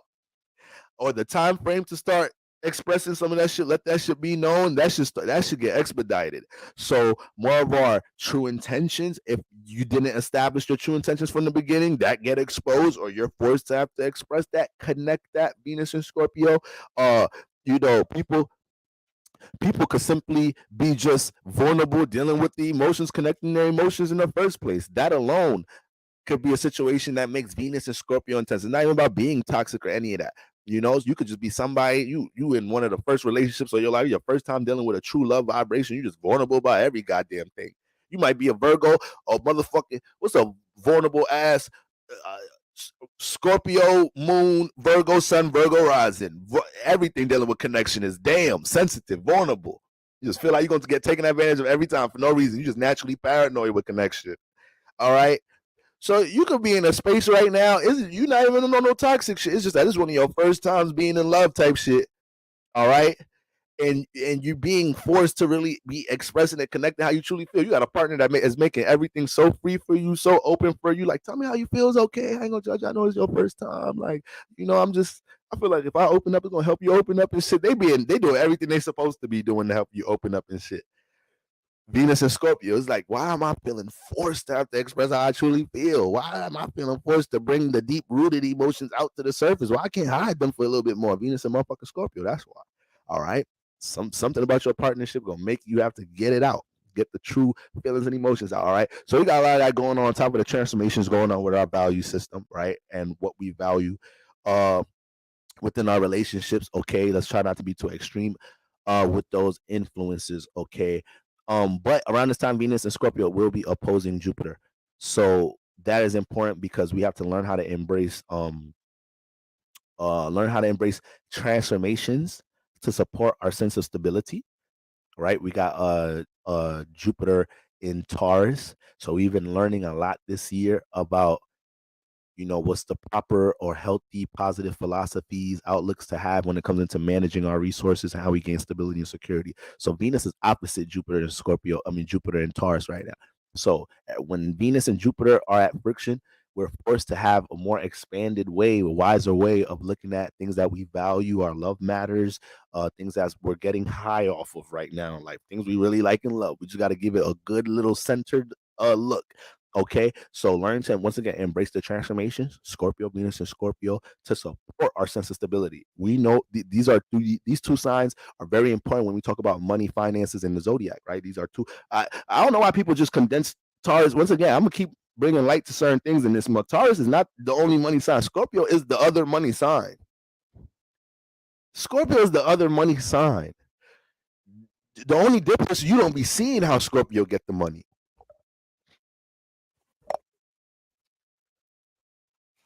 They don't want you to know.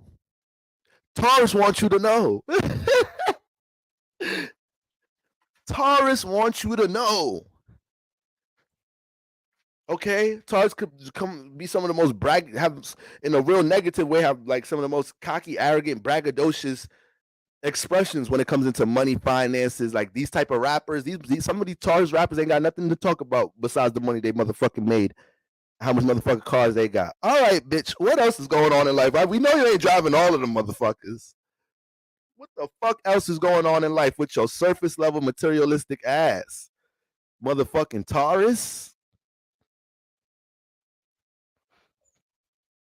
Scorpio's the other money sign, y'all. So when we looking at Venus and Scorpio opposite Jupiter around this time, a lot of us know a bunch of things that may be in the way in our lives as far as why we not making as much money as we should, why we don't have as much security and stability as we should.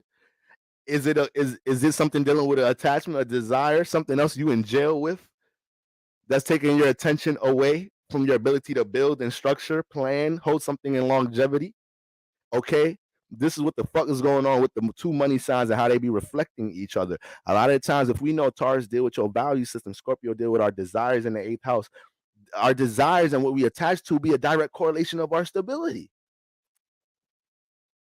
You motherfuckers see a celebrity or something that used to be popping, do an interview, they all washed up and shit. The interview say how blase blah lost messed up millions of dollars. Interview. They look crazy in that bitch too. That's their surface level. That's their display of their ass. They desires and their attachments sucked the life out of them. So now they not stable. You can see it on them. The Taurus, your second house, we're gonna see that bitch on you in some type of shape or form. How you what state your desires got you in some type of way.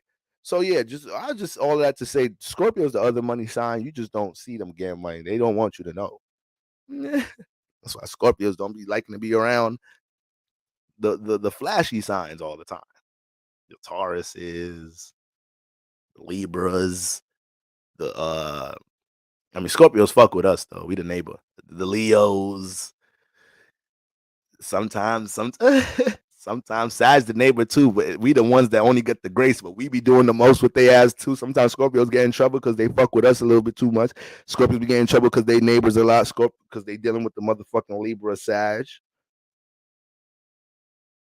Libra talk too much. Sagittarius is all over the place. How the hell Scorpio gonna keep something secret being with they ass? You can't tell Libra no shit. You can't tell Libra nothing secretive. They finna tell their best friend. They finna tell somebody that they swear not gonna tell somebody else. All right? Sagittarius can't keep no fucking secret neither. You think I don't know? All right?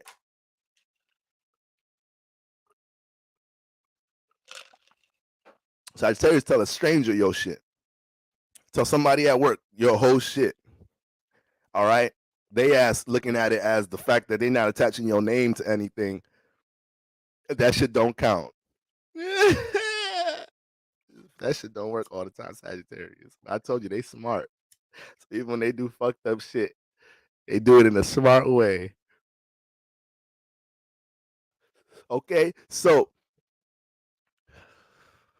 this I really like this alignment. Right, it's an opposite, so it ain't nothing to play with. But I like this shit because it's gonna help a lot of us get our bag together and see what influences in our life from a spiritual space, from an energy space, is affecting the bag. It's so easy to look at the numbers and the opportunities and things you could build, but no, getting money, building stability has a lot to do with your motherfucking frequency vibration.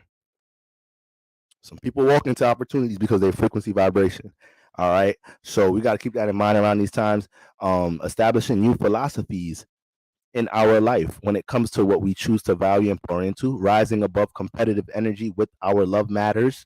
All right. That's going to be something we have to identify. If there's some competitive energy clash, individuality clash energy in our relationships, and if we can be the person that's the bigger person that starts to set the tone for expanding above the competitive energy, to be the example so your partner can follow up, take that initiative right now. All right. If your partner's doing that, try to follow their lead with that. All right. That's how you know you in something real powerful, right? It could be times that, God got you in line with somebody that y'all both dealing with an issue in y'all relationships that's creating certain cycles, and y'all learn how to overcome this shit together. Y'all both some non-communicative ass motherfuckers in y'all relationships, but y'all fell in love. So now y'all gotta talk. Y'all got to talk now. Y'all love each other. All right, ain't no holding shit to yourself now. It's your first time loving a motherfucker. You doing all type of talking. You screaming, you're shouting, you're yelling. Yes, good. You're learning. What about that one? You're learning how to push some shit out, how to communicate about how you truly feel. It takes for you to fall in love for you to learn how to do that shit, though. All right, even though you're learning at an extreme pace right now, because that's what love will make you do. Make you learn. Relationships make you learn some shit at a fast pace. All right. When we have personal lessons, that's everybody. That's why everybody going crazy in 2023 in the age of Aquarius and shit with relationships.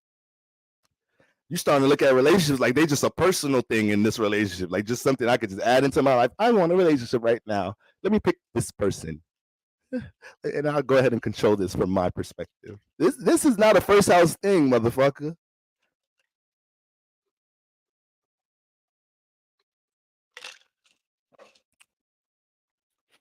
All right. That's why some people, you take your time. You be trying to take your time with shit in your personal life. You try to take your time with your own personal lessons and shit. You get into a relationship, you can't take your time all the time. This is not a take your time thing.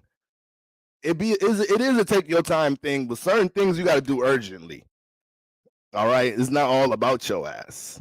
Okay, there's certain things I don't like that you do. I'm trying to change the shit you don't like a bit because we see the greater good.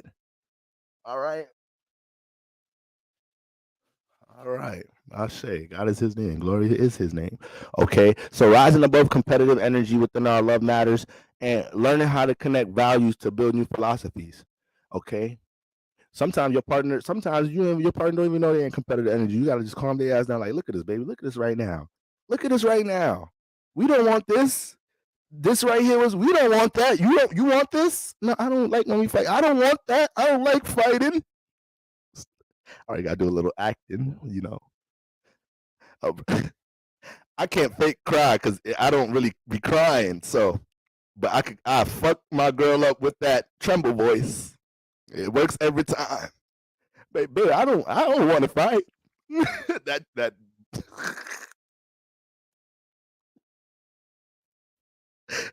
some toxic shit right here, fellas. This is how you play on your girl emotions when you're trying to get her back. Like, baby, I don't want to fight. Just do that right there. It's gonna make it sound like you're trying to hold some shit back. That's easy. It's easy to do. You don't gotta fake tears, none of that. All right, just do the up and down vibrated voice.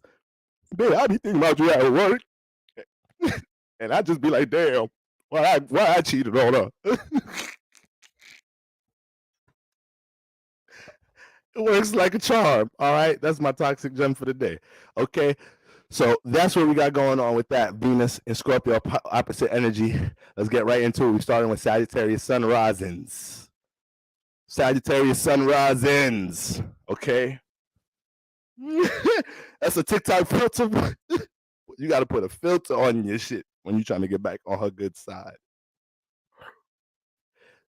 Ladies, we be acting like we could be as masculine. We could project ourselves to be as masculine, as tough as we want. All of our ex-girlfriends seen us on some shit before. On our knees begging for some shit. Nigga get on Instagram and post like he the toughest nigga in the world. Nigga, you was on your knees a couple of weeks crying. So my baby, I ain't got nowhere else to sleep. You just gonna do a brother like that? This nigga ain't tough. He just had the mumbly bumbly voice just not too long ago. Snot everything all up in his shit. All right, I still got my jeans in the wash. Can't get some of his booger snugger off my shit. Damn, and I like them pair of pants. Okay? Ladies, I already know y'all be laughing at us sometimes. This nigga swear he's so tough. But I hit the heart chakra though. All right. At least I know he care about me. He could be tough with the world. I know that's how y'all think too. He could be tough with the world. I don't give a fuck. He sensitive with my ass though. All right, and that's how you know you're doing your job, ladies. That's how you know you're doing your job, ladies. You found his heart chakra. All right. We be trying to hide that. Ladies, you can't hide that. You can't hide that. Why would you? It's not even in your nature to try to hide it. It's not even in your nature. Okay. Us isn't on. We be 3 months in, still ain't see that mug. Y'all still be trying to get you a little bit of that heart chakra energy. All right, let's get into it. Sagittarius, sun risings, 124. All right, timestamp 124. My Sagittarius sun risings, first house is lit up. Happy soul return. Happy birthday to my beloved Sagittarius.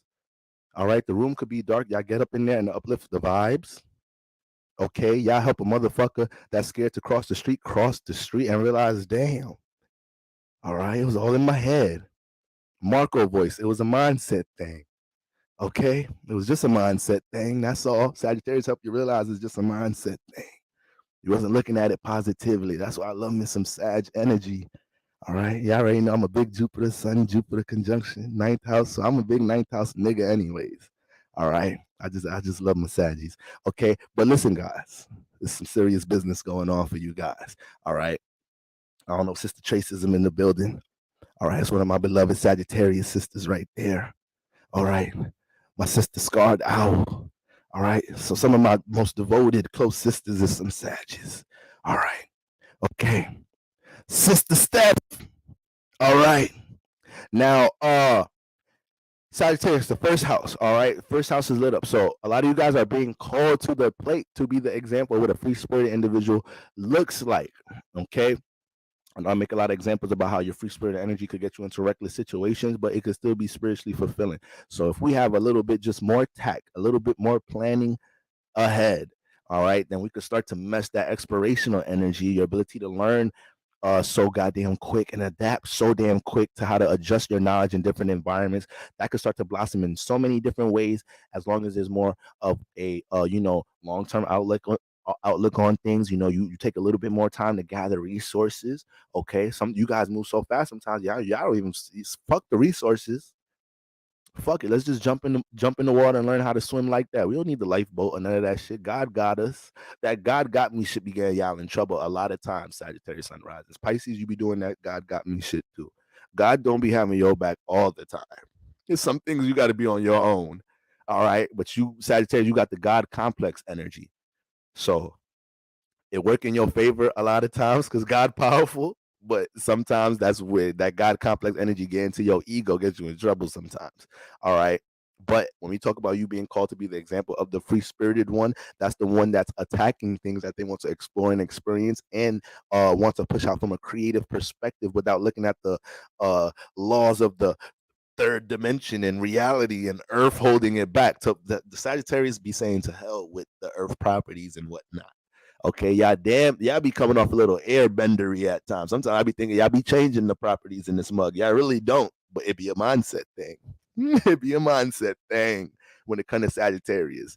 All right, when you mix a bit of faith, that strong ninth house energy, when you mix some of that faith energy with some shit that's a deadly combination. And fire signs are proactive. All right, man. So we got that going on right now. All right, being the example for that. So when I say you guys are being the example for something, whenever I say a sign is being the example for something in the world, now God always be coming through, but God, when I meant God coming through, God be saving us sometimes from falling. God sometimes let you fall on your ass so you can learn some shit. But God always there. God always there. He's never gonna let you fall to a real bad defeat. All right, it's always gonna be a lesson to it. All right, but yes, my God always comes through. All right, shout out to Sister Ebony. Okay, but yeah, guys, when I say a sign is being called to do something, like yes, you guys are being anointed, but it comes with responsibility. Okay, so you may be in situations in your lives right now where you are the only example to you and yourself and people around you on how to create something based off of having strong faith energy in it. Having confidence that you know something and you want it to have a result in your life. All right, it is very frustrating to have something that you possess, knowledge that you have, that can have an impact, influence, or change something in your life and the lives of others, and you not utilize it. That to a Sagittarius is very frustrating. So this is why they could be very reckless, jumping into just pushing out they shit everywhere, because that's what keeps them fulfilled. Okay, but around this time, just know the responsibility that comes with this energy. Sagittarius sun rising, being, allowing yourself to be a bit more intentional about the spaces you push your energy out, you express things, not being too forceful, imposing your beliefs on others in different ways, and still allowing yourself to receive energy and be taught. You're dealing with strong push out energy right now, and you are the energy we all need to be aligned with. Mutable fire, being able to adapt and relate, being able to adapt to different forms of expression, different forms of knowledge and wisdom, whether we're pushing it out or receiving it. But you could be in a very strong push out state. We know Mars is here. Okay, so be very careful about, you being the one being a little bit too forceful, imposing your beliefs of how you should do things, especially when it comes to like your partnerships and whatnot, right? My next line, you can be really aggressive, imposing your beliefs on others. No need to. Your tribe will continue to develop as you let your true personal outlooks be seen in the world, whether it's through a creative aspect, whether it's something you're navigating career, whether it's just you and your personal life, you and the people you surround yourself with. You don't ever need to impose your beliefs on others, because your personality itself is this energy. You are the expression. Rise, Sag, sun, rise. You are the expression of your beliefs. You wear them on your shoulder. I mean, you wear them. That's on your sleeve or whatever. So you just need to let your true personality be seen. You don't never feel like you got to come out of character in any spaces right now. All right. Around this time, a lot of you guys, okay, can be stripped, can feel like you're going to be stripped of things. You've already been stripped of things a bit, or you're dealing with extreme separation or resistance with something. All right. And whatever that is most likely something that's taken away from first house growth in some type of shape or form. So if any Sagittarius sunrise feel like they've been stripped of something, or they've been unexpectedly and aggressively detached or separated from something, person, place, or thing, okay, is most likely something that's holding back first house growth right now. Okay, shout out to Omega Big Energy, all right, with the collection plates.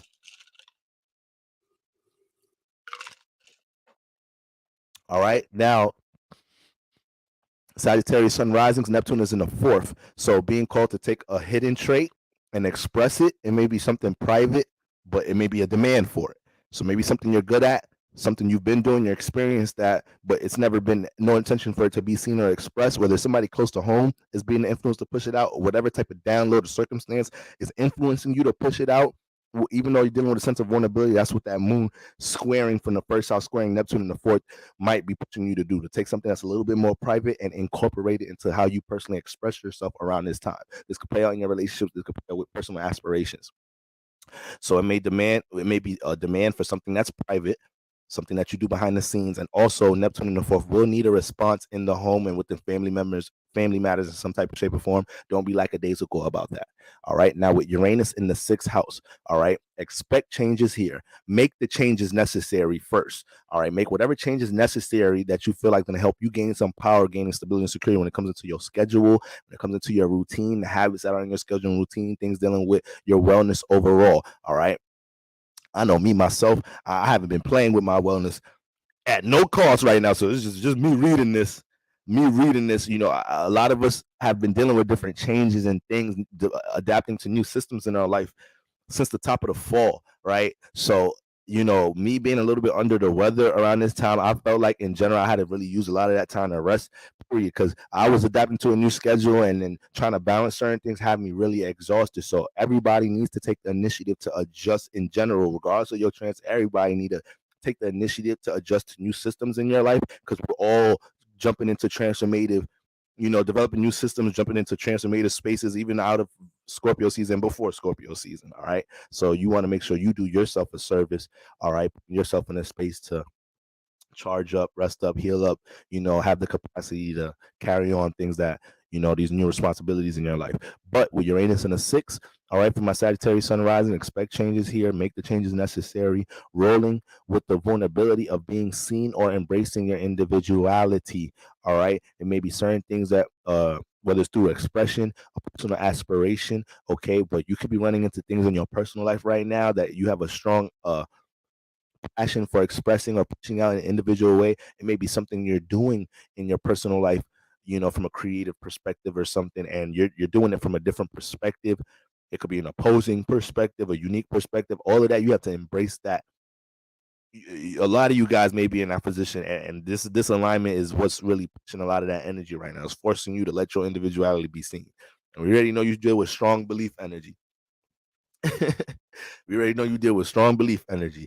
Okay. So the way you express things with certain beliefs, with maybe your relationship beliefs, your beliefs about things in society, in the world, maybe things within your personal space to stand a third. Like you want to make sure you stand on all of that. You're learning a lot, being able to do that and being able to take the alternative route, uh, uh, allowing yourself to explore working on things in an alternative way in your sixth house as well. All right. This is a time where you may download and a lot of things may click as far as something you may have already had knowledge of, you was a bit aware of, but you want to see how working on something in your sixth house with this new different method, what type of results that apply. So I mean, what type of results that can manifest. So if you have something in your head, some type of, once again, method or different way of working on something, and it's just heavy on the conscious around this time, give that some time and energy. All right. Different actions yield different results, Sagittarius. So adjusting to new personal changes that you believe will serve you will have a direct impact on all the experience Jupiter, all right, which is your ruler, has been collecting in Taurus. So we're talking about Uranus in your sixth house, but we know Jupiter, which is your ruler, has been in Taurus all this year. So there's a lot of things you've been learning personally of how Taurus energy, all right, in general, it helps you a lot in your personal life, which is steadiness, all right, being a bit more patient and tactful, putting your knowledge, wisdom, talents, expression, awareness into a container to make it yield a result for you instead of just being things that just float in experiences. You have things to look back at or things to maybe monetize, things to stack up, things to see some form of stability and security from when it comes to the things that you're pushing out. All right. Um, so right now, you being able to adapt to new ways, new changes, or doing things in your sixth house, how you work, build, schedule things right now that can support a lot of the things Jupiter you've been learning throughout the year, right? On how to, have an influence on how you deal with stability. All right, Sagittarius sun risings. All right, Capricorn sun risings, 12th house. Capricorn sun risings. Happy birthday to my Sagittarius sun risings. I said sun. Happy birthday to my Sagittarius sun. Excuse me. Okay. Now Capricorn sun risings. The 12th house is lit up. All right. So let me talk to y'all real quick. Let me talk to me real quick. All right. Suppressed parts of your imagination may have been resurfacing throughout the majority of Sag season in general. All right. This week will be the peak of those vibrations. So whatever that may have been heavy on the subconscious, maybe certain things that once again suppressed in your imagination from a creative perspective, or whatever the fuck it may be. It may be some vibes and emotions that were suppressed from how you feel from a past relationship. The 12th house be holding that memory for things like that. All the memories of things going left or right from a creative perspective. 12th house holds that memory. 12th house deal with memory in general. But you know, when we're looking at all these influences in this area right now, throughout in Sag season in general, it was lighting up suppressed influences with your imagination, especially with from an exploration perspective, things you want to experience. So this week will be the vibes of a lot of those things, and none of those things should be things that should be neglected or continue to be neglected. Understanding attachments and self-imposed obstacles towards your creative aspirations. So that's more of an influence digging through that 12th house, right? This is a time where many of you feel like you're in a great space to capitalize from past experiences where you dealt with errors or making mistakes building things. So me talking about all this memory energy right now, there's so much to recollect and apply in order to capitalize from times, whether it's early this year, last year, a couple years ago, right?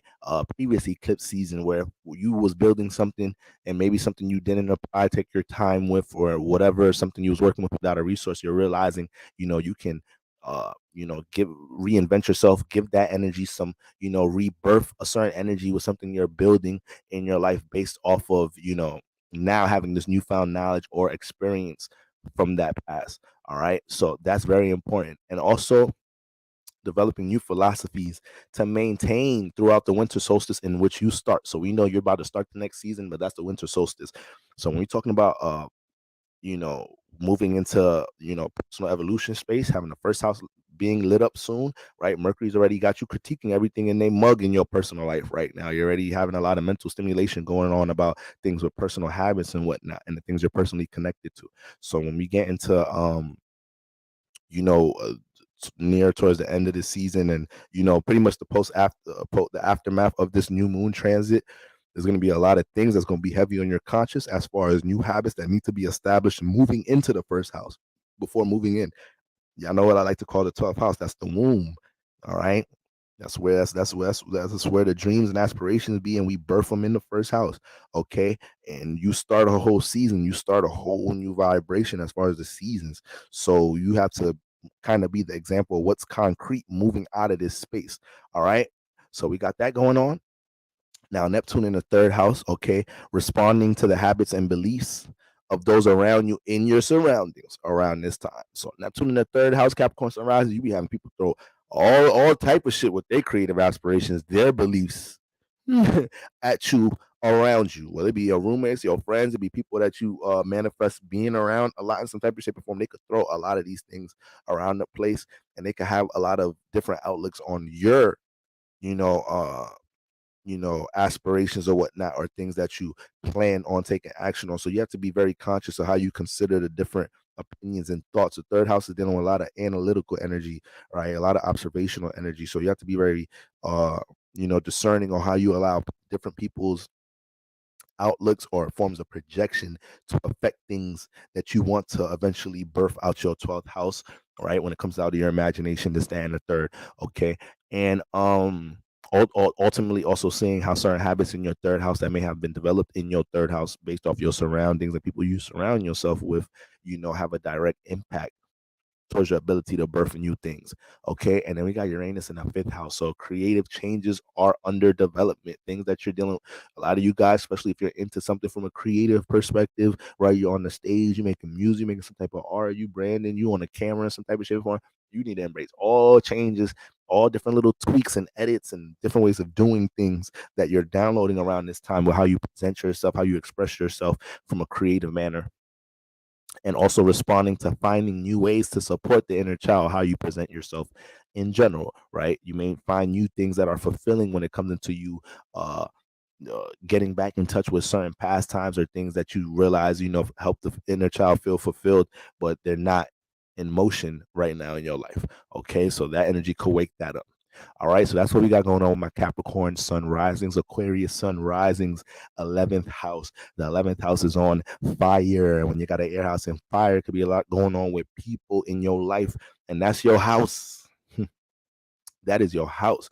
All right, so aggressive and passionate energies, okay, with things with starting things, excuse me, aggressive and passionate energy starting things with others and endeavors connecting to the outside world. A lot of my Aquarius sun risings right now could be very passionate and eager to connect something into the 11th house right now, and to make certain moves with people, in order to create something around this time. So you need to make sure with all this passion and eagerness, you're not allowing yourself to rush the process of who you participate with. Make sure you remain discerning about who you're allowing yourself to participate, who you're allowing, what group you're allowing yourself to participate in, or who you're allowing, to participate in something that you're building around this time. But there's a lot of that energy going on. People are going to be aggressive trying to get you to participate. All side season people have been aggressive trying to get you to participate with things that they have building. So you want to make sure you're taking your time with these things regardless of the potential. Remember, Sagittarius got huge thrill energy. Sagittarius know how to make things Sagittarius know how to make things seem like a thrill. Okay, so you have to be very conscious about making decisions just based off of that vibration. Okay, this is a Saturn house. Your Saturn ruled, so things has to be more of a sounding process, more of a stable process towards making decisions, sharing your time with others. All right. New partnerships are under development for my Aquarius sun rises with all this activity in the 11th house. All right, so new colors and motives are also able to be seen in your partnerships and groups that y'all are amongst right now. Don't let them go over your head around this time. The things that are expressed from motherfuckers that you building with or around right now, they've always felt that way. They've always felt that way. All right. And like I said, aggressive influences wanting you to participate in things. All right, you be discerning and you make sure you know what you're getting out of this exchange, the standard third, jumping into certain things. Okay, now we got Uranus in the fourth house, so new things taking place in the home environment or with loved ones. right? We know Uranus got that shake up transformation energy, so you can always expect the unexpected when Uranus is involved, making the changes to support the household. All right, so if there's things that you know you could transform to support your household and your relationship with your subconscious, things you could take in and out your close surroundings, things you could take in and out your environment, things that you're gonna start realizing once again, certain things you brought close into the home environment, brought close to you, gave yourself close access. You allow some place or thing to gain close access to you, this and the third. You're gonna be very sensitive towards making changes with these things around this time. Pretty much, you could be real extreme making changes with these things around this time. But if it's towards the goal of supporting the household, supporting your home environment, what you call home, your private space, then you need to make them changes. All right, and also making sure you understand how new personal goals, all right, are supported or distracted by what influences you have in the home environment and people, places, and things close to you. All right. Now, Neptune in the second house, embracing your values and beliefs in the outside world. All right. Embracing your values and beliefs in the outside world. So if you got this activity in the 11th house, but then it's squaring Neptune in the second house, there's going to be a lot of things that you truly believe in that you can't suppress no more. You're in this group, you're in this community, right? You may be pushing a certain ideology out into the world right now, in some type of shape, from through your brand, through your business, your platform, in some type of way. Aquarius sun rising, and right now it's calling for you to get your true values expressed a bit more. All right, you go ahead and do that, so your identity, your individuality could be established out in the world. All right, that's you being in alignment, you doing that, even though it feels a little vulnerable, but you are an Aquarius sun rising, so that's what you are here to do. So it really shouldn't even feel as vulnerable as I'm making it sound. For real, y'all be jumping on the opportunity to let y'all opposing thought be seen. So yeah, you're in a space right now where you could create opportunities, okay, and find some true understanding, embracing that friction or whatever potential vulnerability, letting your individuality be seen in the world, your true values be seen in the world, right? Through whatever tool, resource, platform that you do that through. Embracing, connecting them or using them to represent you in the outside world. Yes. So when it comes to your values, this is a time you want to use these things to represent who you are out in the world. These things can find intrigue to others right now. So it's like you could have like a right now, Corey Sunrise, you could have like a friend invites you somewhere. Now your friend know you different. Your friend know you different, know you opposing as hell, know you just don't be saying, yeah, I like that. Like they know you not some likey person. Like they know you really stand on your shit, right? They not into astrology. They just, but you an Aquarius and they know this about you because they're your close friend. They could be inviting you somewhere. They could be inviting you somewhere, and in your head, Aquarius sun rises, and they know they different. They know they think of in an opposing way.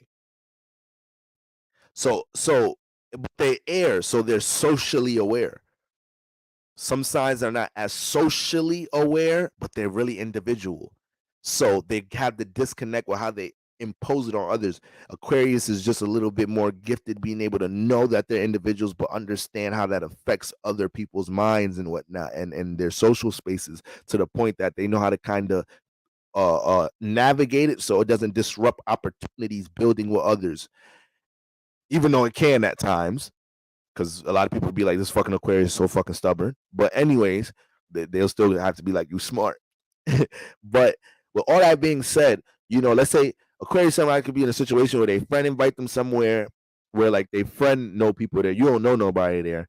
Aquarius sun rises is socially aware enough to be like, all right, now let me just do my best to not let me just get in the mix with things, let my air vibe. Let me not get deep into anything that I know the average human being ain't really into. With this energy right now, you're gonna say one little thing at this event, one little thing at this event, this get together, whatever this is, and there's gonna be something opposing. There's gonna be some real Aquarius shit, and there's gonna be such an intrigue for it. It might be somebody gets so intriguing by that shit, you end up just stealing the attention at the show. Everybody want to hear you talk about astrology. Everybody want to hear you talk about this, that, and third, spirituality and healing, crystals, or some dumb shit. All right. So you don't suppress individuality in no states right now, especially if it's an environment where people unfamiliar with that's what you want to be seen. All right. That's what you want to be seen. Okay. I was talking to somebody. You have to understand when something is not seen, when you possess something that's not common, it's easier to be seen. I was having a conversation with somebody not too long ago, and it was a lady friend I was talking about, and they discouraged about their results with dating, and they want to get married and have a family and all this shit, right? And I view them as a wife material type of person, and I was trying to let them know, like, yo, listen, in today's times, you just stay true to who you are. It's easy to see a wife in today's times. It's easy to see somebody that is husband material in today's times because a lot of motherfuckers is just showing that they are simply not that, because in the age of Aquarius, it's so easy to show parts of you in the world, and some of us do it very unwisely. All right. So I told her, like, you better stay true to who the fuck you is. All right. Don't feel like you have to change nothing, this, that, and the third. You remain who you are because it's easy to be seen. All right. It will get picked up. Okay. So when you're bringing something unique to the table, when you're bringing something valuable to the table, all right, regardless if you feel like it's being seen, you could take this into a talent perspective. You could take this into a creative perspective. You could take this into a teaching perspective. You could take it into a business perspective. If that bitch is uncommon, if that bitch is unique in some type of shape or form, eventually it could pick up traction, right? Because it's going to bring a new awareness to others, right? So it comes down to how committed you are to what you're building or what goal that is. Okay. So when we're talking about all that energy in your second house, Aquarius sun risings, regardless of what type of feedback you get at times, from you pushing out your thoughts about things, this is a time you don't need to put no filter on none of that. That can create opportunities. You're gonna be pushed to push. You're gonna be spiritually pushed to get some of that energy out. All right. So we got that going on. Shout out to my Aquarius sun risings, Pisces sun risings in the building, my beloved Pisces sun risings. All right, the 10th house is on fire. The 10th house is on fire, Pisces sun risings. There's been so much career. I feel like every other, whatever reading we've been doing, collective readings we've been doing, I just feel like it's been such a strong influence on career for Pisces sun risings this year. So you're a Pisces sun rising. I'd love to see some updates of what's going on with the Earth house space in y'all life right now. All right. I'm pretty sure there's a lot of changes. I'm pretty sure a lot of y'all is learning new things. All right. Saturn's in y'all sign. So that's the energy is heavily influenced dealing with building structure. And that just entered your sign this year. And then y'all ruler been in a working ass sign, Earth sign all year this year. So a lot of my Pisces sun rises is getting adjusted to a lot of new things, a lot of new formats, dealing with structuring, working on things, adding some more earth energy into your vivid ass imagination, right? See, some of my Pisces sunrises for the first time, in y'all lives, this was the first year that y'all actually, seen things crystallize from really holding concentration on something from a creative perspective. And it may have been you may have been forced to do this. You may have felt like you're in a chapter of your life where you need to reinvent, embrace something new, or see some results from something that you creatively into, see some results in reality from the knowledge, wisdom, talents you may have, your ability to heal, influence, bring understanding to others. So yeah, I need to keep that in motion. Okay, I know a lot of things may have to have been sacrificed this year as well, especially with Saturn in your sign. It ain't a Saturn transit if it ain't sacrificing nothing.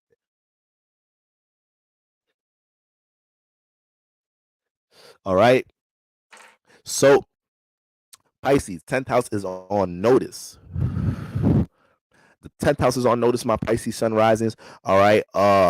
Careers on notice in general. So this whole season, there's been a lot of things highlighted as far as what could create a lot of different opportunities in your life by you being more intentional, pushing it out in your 10th house, allowing yourself to be simply seen for something. So it's not even this. When you have strong 10th house transits, a lot of the times it's not even about you trying to develop some new shit. It's more about you just moving the camera on yourself and being like, hey guys, blah, blah, blah, blah, blah. There's a lot of promotion energy, a lot of advertising energy. People with a lot of strong 10th house placements, they could fucking promote the fuck out of a party. Yeah, they could. A lot of strong 10th house placements, they would be great for things dealing with advertising, promotion, branding in general. They may not be the big star, this, that, and the third, but they could hold some shit down on the publishing and for this artist, for the managing end. All right, they gonna know what connections to make, what labels to go to, so this artist could get more motherfucking exposure and different things. We talk about exposure, and that's all 10th house energy, recognition, notoriety, all of that's 10th house energy. So Pisces Sun Rising, a lot of this season was more so about you learning how to move the camera on something you already have in order to see how it shifts your reality. You've been dealing with multiple transits this year, but this has been somewhat of a little peak of the year dealing with that same vibration. Can be a heavy decision making time in career right now. So you have to follow your intention and block out the noise right now. You have to block out different noise right now. You're mutable water. As much as I love my Pisces, y'all are the ones that are so open-minded to the point it could be at your detriment at times. You're too open-minded to your fucking friend that don't know shit about fashion. You've been in a fashion business 4 or 5 years. Your friend don't know shit about fashion, and they about to help. They've influenced you to make one of the biggest decisions you about to make with your life. You better go call your real fashion colleagues. You're like, this is my best friend, dog. To hell with your best friend. They so dope. They don't know shit about jeans. Fuck. They don't know nothing about runways. Okay. They could get your models high as hell though. All right. If your models smoke a little weed or something after the fashion show, it's a double win. Good fashion show. You got your best friend that's so dope, some new clients. It's a double win-win. But right now, we need to focus on what your shit right now, Pisces Sun Rising. Your ass want to help everybody. You start, this some funny shit, but this is some real shit. Pisces Sun in a real circumstance like that will start, they kind of a whole fashion show to plan for some shit. They have fashion. They have designers, so they planning a whole fashion show. Pisces fuck around, overwhelm themselves, try to incorporate some shit for their friends. You trying to help your friend's business at the same time, and that's over. You adding that into how you planning shit for the show. Like, crazy, if you don't concentrate on your shit, your friends being bad friends right now. They know damn well this is one of the biggest shows of your life. They're making you think about how you could make your motherfucking models cop weed from them. That is so selfish, Pisces, but you gonna allow yourself to keep that in mind the whole 2 weeks planning that shit. Like, all right, should I introduce my best friend to them before the show or after? No, I don't want the models high before the show. Should it be like in the middle? Like, matter of fact, what about when they getting their makeup done? Pisces, sit y'all ass down. This is you. This is a 10th house transit. This is Saturn here. This is Saturn's house. You better learn how to restrict some shit. Ain't Saturn in your sign? I know a lot of that open-minded, open-hearted shit got shut the fuck down this year with Saturn and Pisces. There was a lot of situations. I hope it wasn't too many, but I know there's a lot of Pisces though that ran into situations that said, you know what? I'm gonna close my heart up a little bit. I'm going to close my brain up a little bit when I get around the nigga. All right, I'll be too open. All right, shit, be throwing my distraction off and shit. All right, I gotta be a little bit more focused how I spread these healing energies. Okay, you such an alluring energy. Motherfuckers get around you, they start ODing. All right, should start draining your energy, Pisces. So Saturn is teaching you a whole motherfucking lot this year. And another reason, one of the main reasons you can't be too open right now with all this 10th house energy, because Mars ass is in there. Mars is in here. This is an exaltation. This is the universe telling you need to be taking personal initiative. It comes down to what you pick up on and what you feel, what your intuition, what your true passion and motive is in your 10th house with making big decisions, how you transition with things in career. All right. So you could be as open as you want to be, Pisces, because that is the wise thing to do to gain as much insight for certain things. But you have to be careful because you are one of the signs. I'm a Libra. We be doing the same shit. We one of the signs that do the same shit. Sometimes we be a big ass decision in our life. We call everybody in their mug. We be struggling to make our own final call. We be making somebody else make the final call. All right, Ma, what should I do? Should I sell the house or not? It's like, that ain't her decision. She done bought homes and everything. This is your house. Do you want to sell it? I don't know. I'm a Libra. I don't know. I'm a Pisces. All right. I don't know. Okay. So you in this type of space, you got to embrace making the final call for some shit with career or some shit dealing with branding, something dealing with how you're going to take initiative or give birth, new moon energy to something you're passionate about in the 10th house, or how you're going to move that awareness or or embrace, because the light may have moved on you without, externally. So embrace, being seen for something in the 10th house in some type of shape or form. All right, and Mars is exalted there, so it's pushing you to do it from an individual state and not get too thrown off from everybody else's, you know, input on some shit. So Mars will go buck wild if you let him. That's it. And this is a house to let it go crazy. This is a house to let it go crazy, Pisces sun rising. All right. So it's a beautiful thing when your creative, imaginative self just rise the burst of passion. But the great thing about Mars in the 10th house, this alignment gives passion and concentration. A lot of times Mars gets into earth houses and it kind of it has to learn not to rush the process. It struggles in the second house doing this. In the 6th house, it don't be that bad. It's just it can exhaust itself at times in the 6th house, and sometimes people could try to use you in the 6th house. But Mars in the 10th house, this house knows how to sustain it quicker than the other placements because it's a long-term sustained energy. So Mars is forced to take a passion and sit in it for a while, But the thing here is what Mars gets in the 10th house that it doesn't get in the 2nd and the 6th as quick. It could get it in the 2nd and the 6th house, but Mars in the 10th will get some credit, some recognition in some type of way, and that fuels Mars even more. It's like, damn, I was already passionate about being a fashion designer. I was already passionate about building this brand of business. But once I got them first couple sales, once I, connected with those fashion designers I look up to after just doing a couple shows, and I just started and they telling me they love my stuff, that drive Mars to a whole nother level in the 10th house. Now Mars gets even more passionate about sustaining more energy on a long-term scale, right? Because it got that motivation from at least getting recognized for it. So in the 2nd and 6th house, that shit that should take a little longer to happen and shit. All right. You start being like, all right, that niggas ain't seeing this hard work. Okay. But the 10th house get credit for it. So Mars in the 10th house, that's what happens there. But you got to be careful you don't start letting your ego start getting too lost in that shit with Mars in the 10th, because that could happen there too. But Pisces sun rising, this is the energy y'all in right now. So y'all may have already manifested a situation where not only the camera moved on you for something that you should be called to put in the 10th house, but Mars been here. So it may have been certain results you've been manifesting that from the external realm, which 10th house is the peak of the external realm. 4th house privacy, 10th house, this is the highest the point of the chart. When you hear, everybody see your ass. All right, so I deal with your reputation. So you may have already got a little bit of response during Sagittarius season, some type of shit form that actually motivated you to be like, damn, I should set initiative, take initiative, doing this, that, and the third in career, or being seen for this, that, and the third. You feel me? They just told me that I'm good. That person just said I got potential, or it just had that effect on these people, or whatever it may be. All right, Pisces sun rising. So we got that going on. Great time with anything presenting a new imagery, brand, or business to the world, or work environments you're involved in. All right.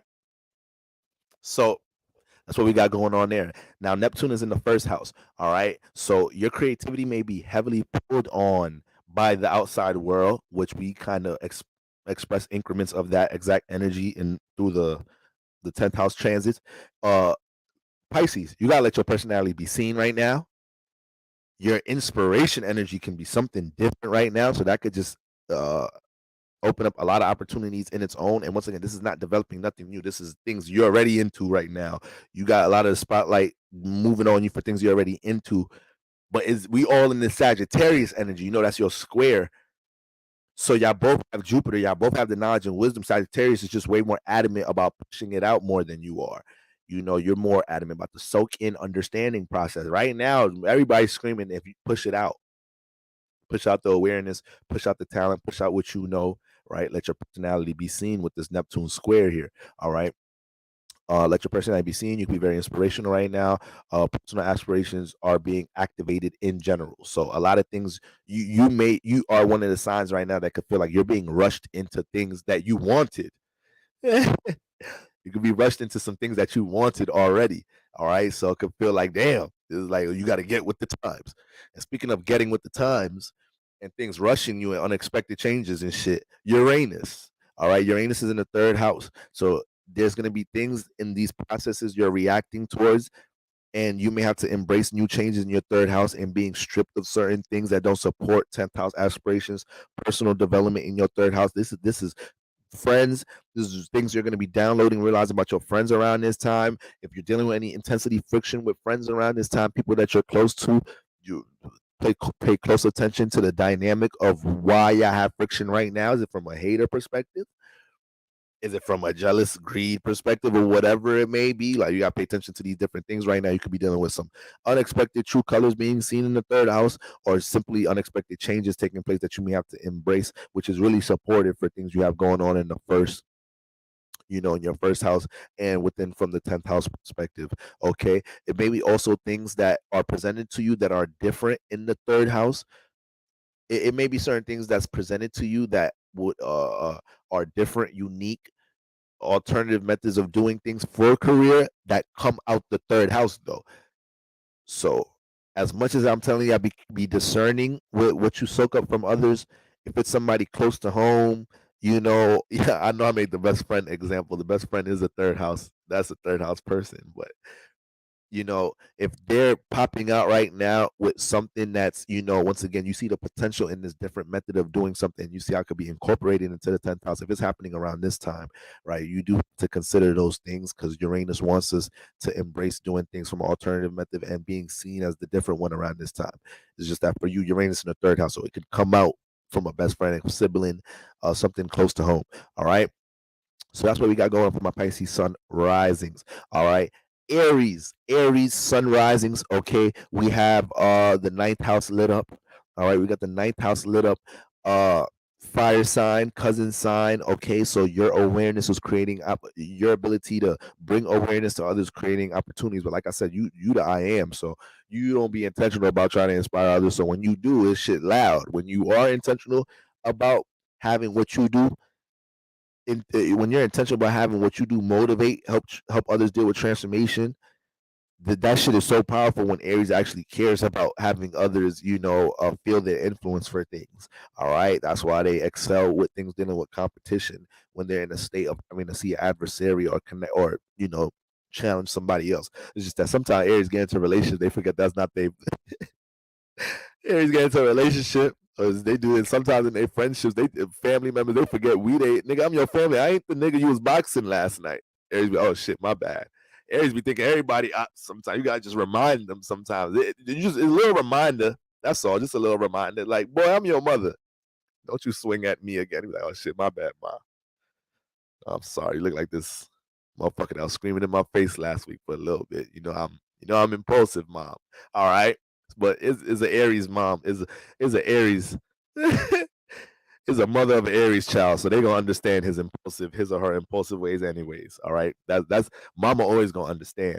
You feel me? But with all this being said, with my passionate fire sign Aries, the ninth house is lit up. So right now, a lot of you guys are in a state where you need to be very intentional about making sure you don't deprive yourself of jumping into certain journeys and paths that deal with you exploring new things. Okay, you already can be impulsive in general, but right now this is a time where you can soak up a lot of knowledge about something you're passionate about. So whatever, uh the sun and everything, having the ninth house lit up, you guys could be very passionate about attacking these resources, as you should, in order to gain new knowledge and wisdom about something. A lot of you guys right now, something that you're naturally motivated and passionate about right now can be something that other people want you to teach them about, or you're being seen as a teacher for it, somebody experienced in this stage, so whatever downloads and ideas come out of that energy, use that energy right now. All right. So one thing about the new moon and everything in the ninth house, uh it will recollect a lot of things from past experiences, with the ninth house already dealing with experiences. So you want to make sure anything you're creating at this moment, you use this week as impulsive, as charged up, as expressive you may feel right now naturally, but especially us being in a fire season, you want to use this week to recollect as much as you've learned from past experiences, trying to create certain things that you're heavily involved in right now, to apply, whatever you could apply to just tighten up what you're doing right now, because the ninth house could just download so much, from the past times you were trying to create, build, work on something, transform something. All right. Now, We know Sag could be a very, the fire energy is unstable in general. Just in general is unstable. So, you know, there's only but so much you could do to try to control fire. Like even controlled fire ain't really controlled fire all the way.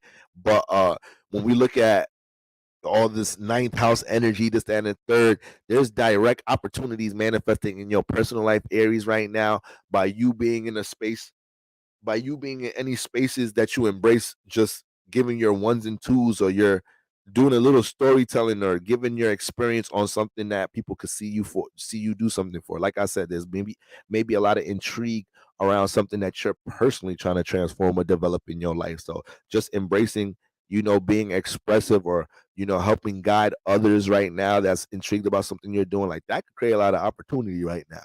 You don't know who you could bump into that can help support things you're doing and make it something other people could connect to. It could be bigger than yourself, but it derived from you being a personal example, you know uh transforming something in the ninth house, right? It being something you could spread to others, right? So your adjustment this season is just being mutable. All right, you're already fire.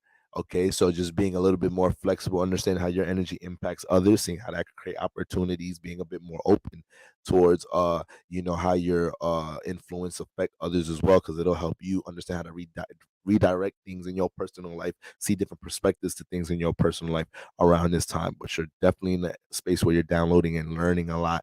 And once again, there's no need to be hesitant with something dealing with a new journey, especially for something that you're giving out knowledge and experience, or something that you're applying yourself to learn how to gain knowledge and wisdom. And that's another thing, Aries, sun rising. You know,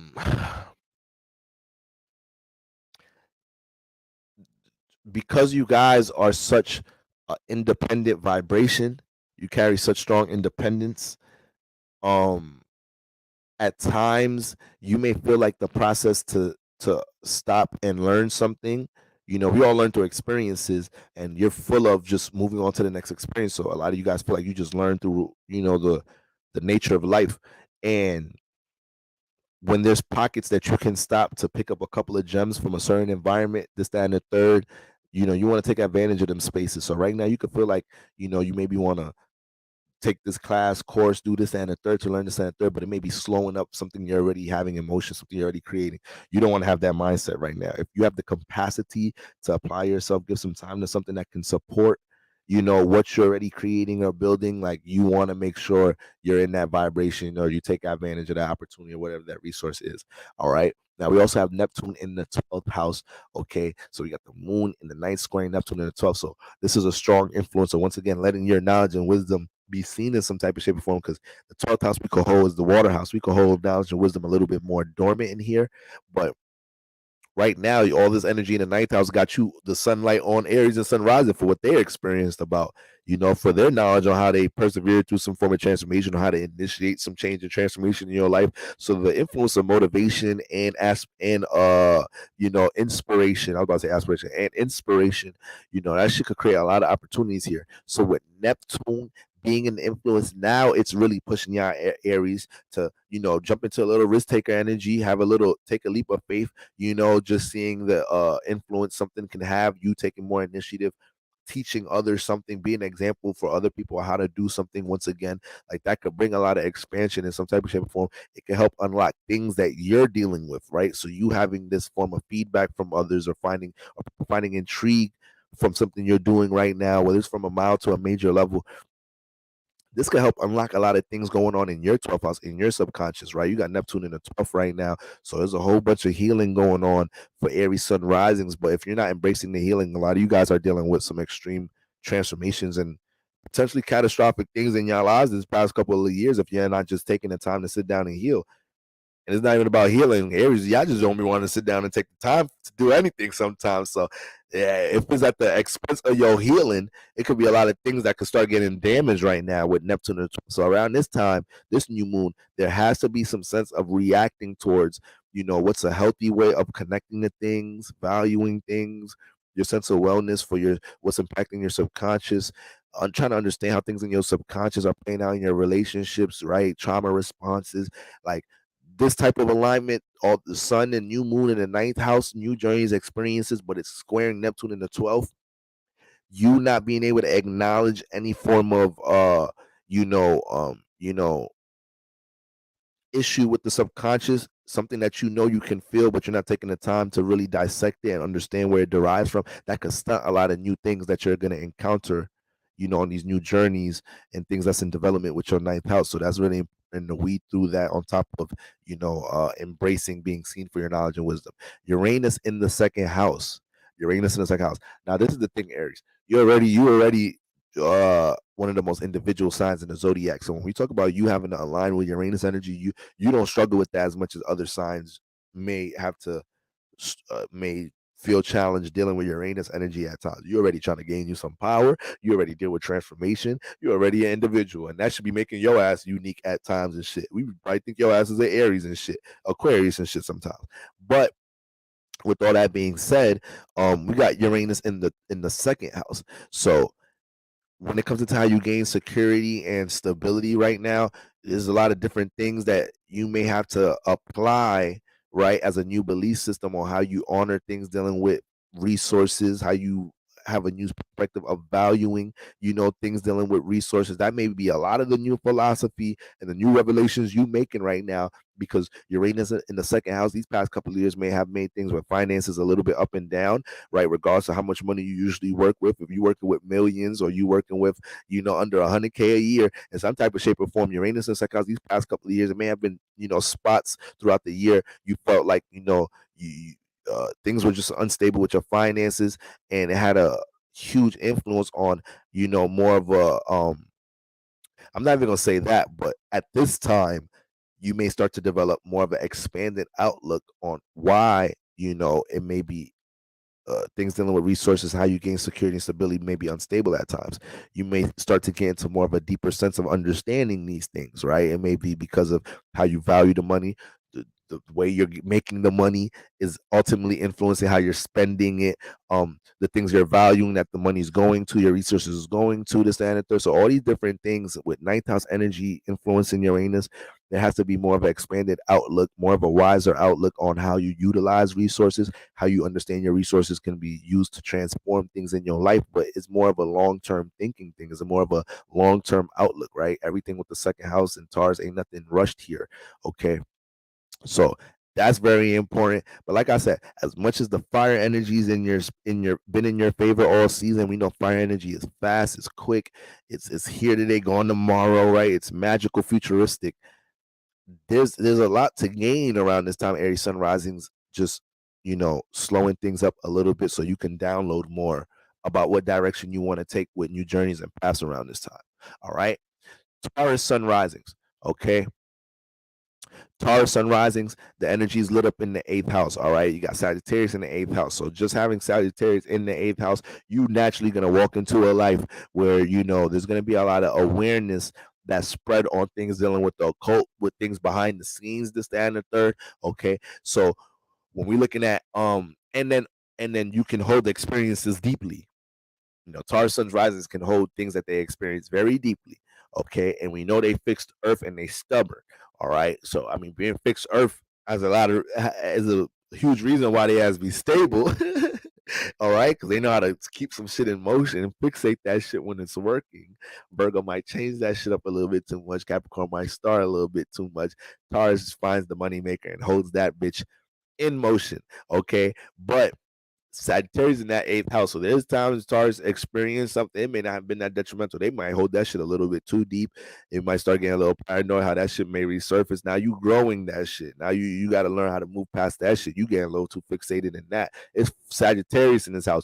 You need to be able to learn from that and not hold it deep and discover, develop new philosophies in life, through these, transformative experiences or whatnot. So that's really what Sagittarius got going on in the eighth house, but it makes that a very a placement that holds a lot of spiritual inclination in general, right? Because it forces you to be flexible, paying attention to all different facets of the occult and things behind the scenes, and being able to have that be incorporated into your belief system. You can't just neglect the fact that you understand things about what's really going on in the world. I don't want to get too deep naming examples of things, but just things going on in society, this and the third, and not act like that shit has nothing to do with your personal life or how the ways of the world affect your personal life in some type of shape or form. So with all of that being said, especially with Taurus dealing with reality energy, okay? With all of that being said, shout out to you, Aqua Queen. I miss y'all too. All right. Taurus, all this energy in the eighth house. Yes, there's been a lot of true colors, true motives of people around you being discovered around this season.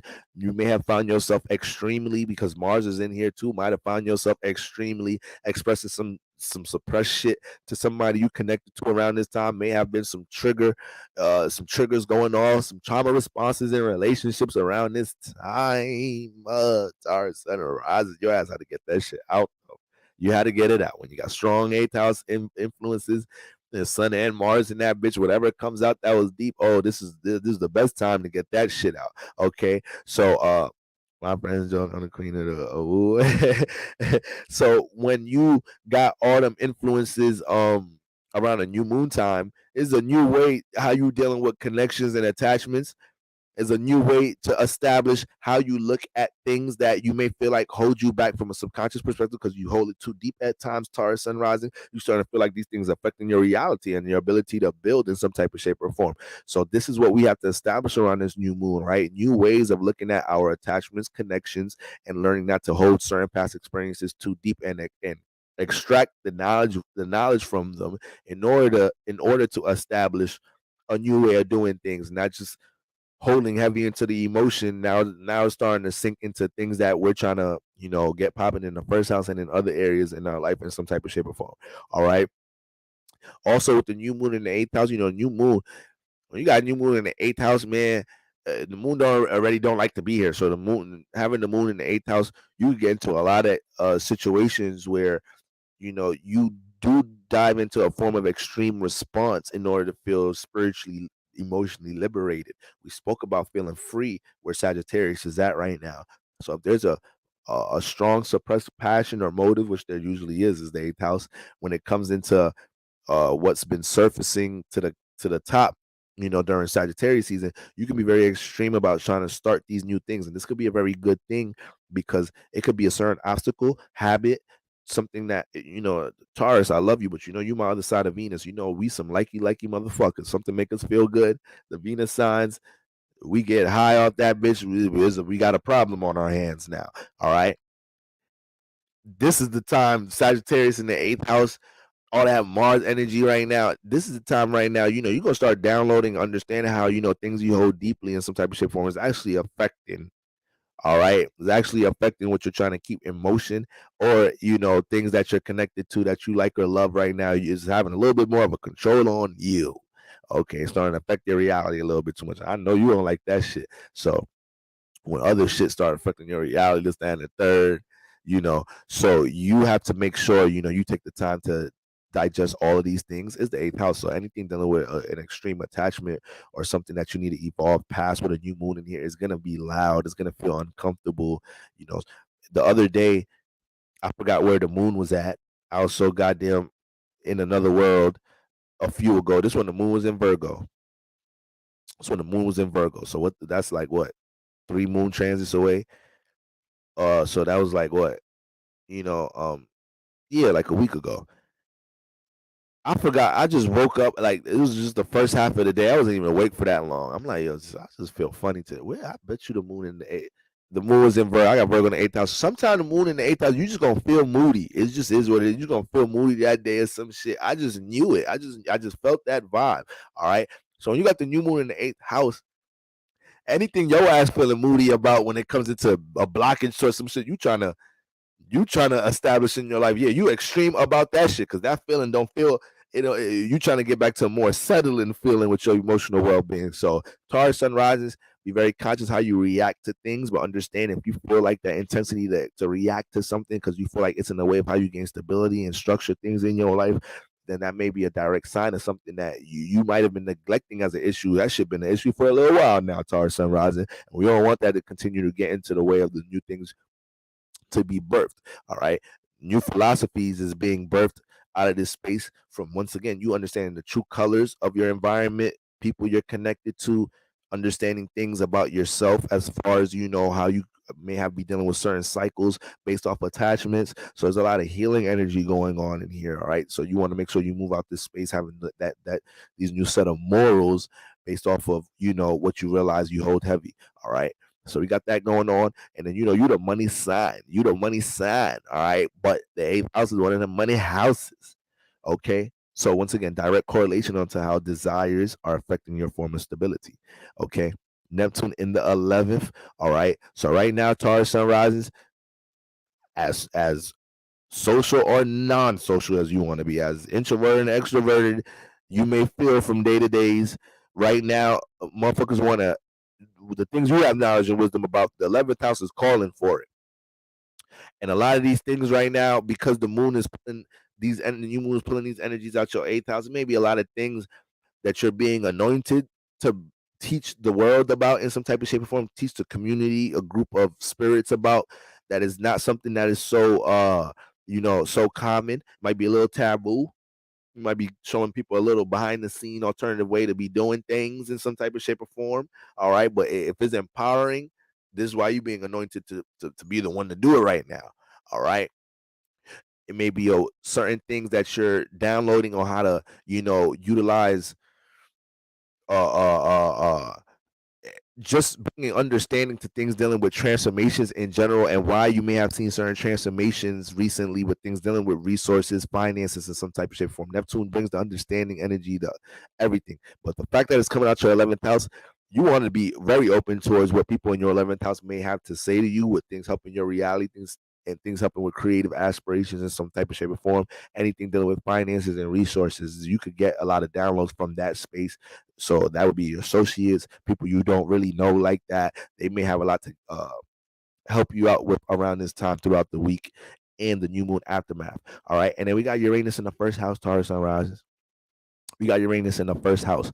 So your personality, all right, your personality will be displayed as um your personality right now will be displayed as what it looks like to honor individuality around this time. So as much as you may feel like you may be gaining resistance in from different directions based off things you want to do in your personal life, this is an alignment right now with you embracing you being an individual thinker for yourself and making sure you make the final call with things in your personal life. That right now, you're being an example of what that looks like. There's a lot of individuality energy that comes out the 8th house too.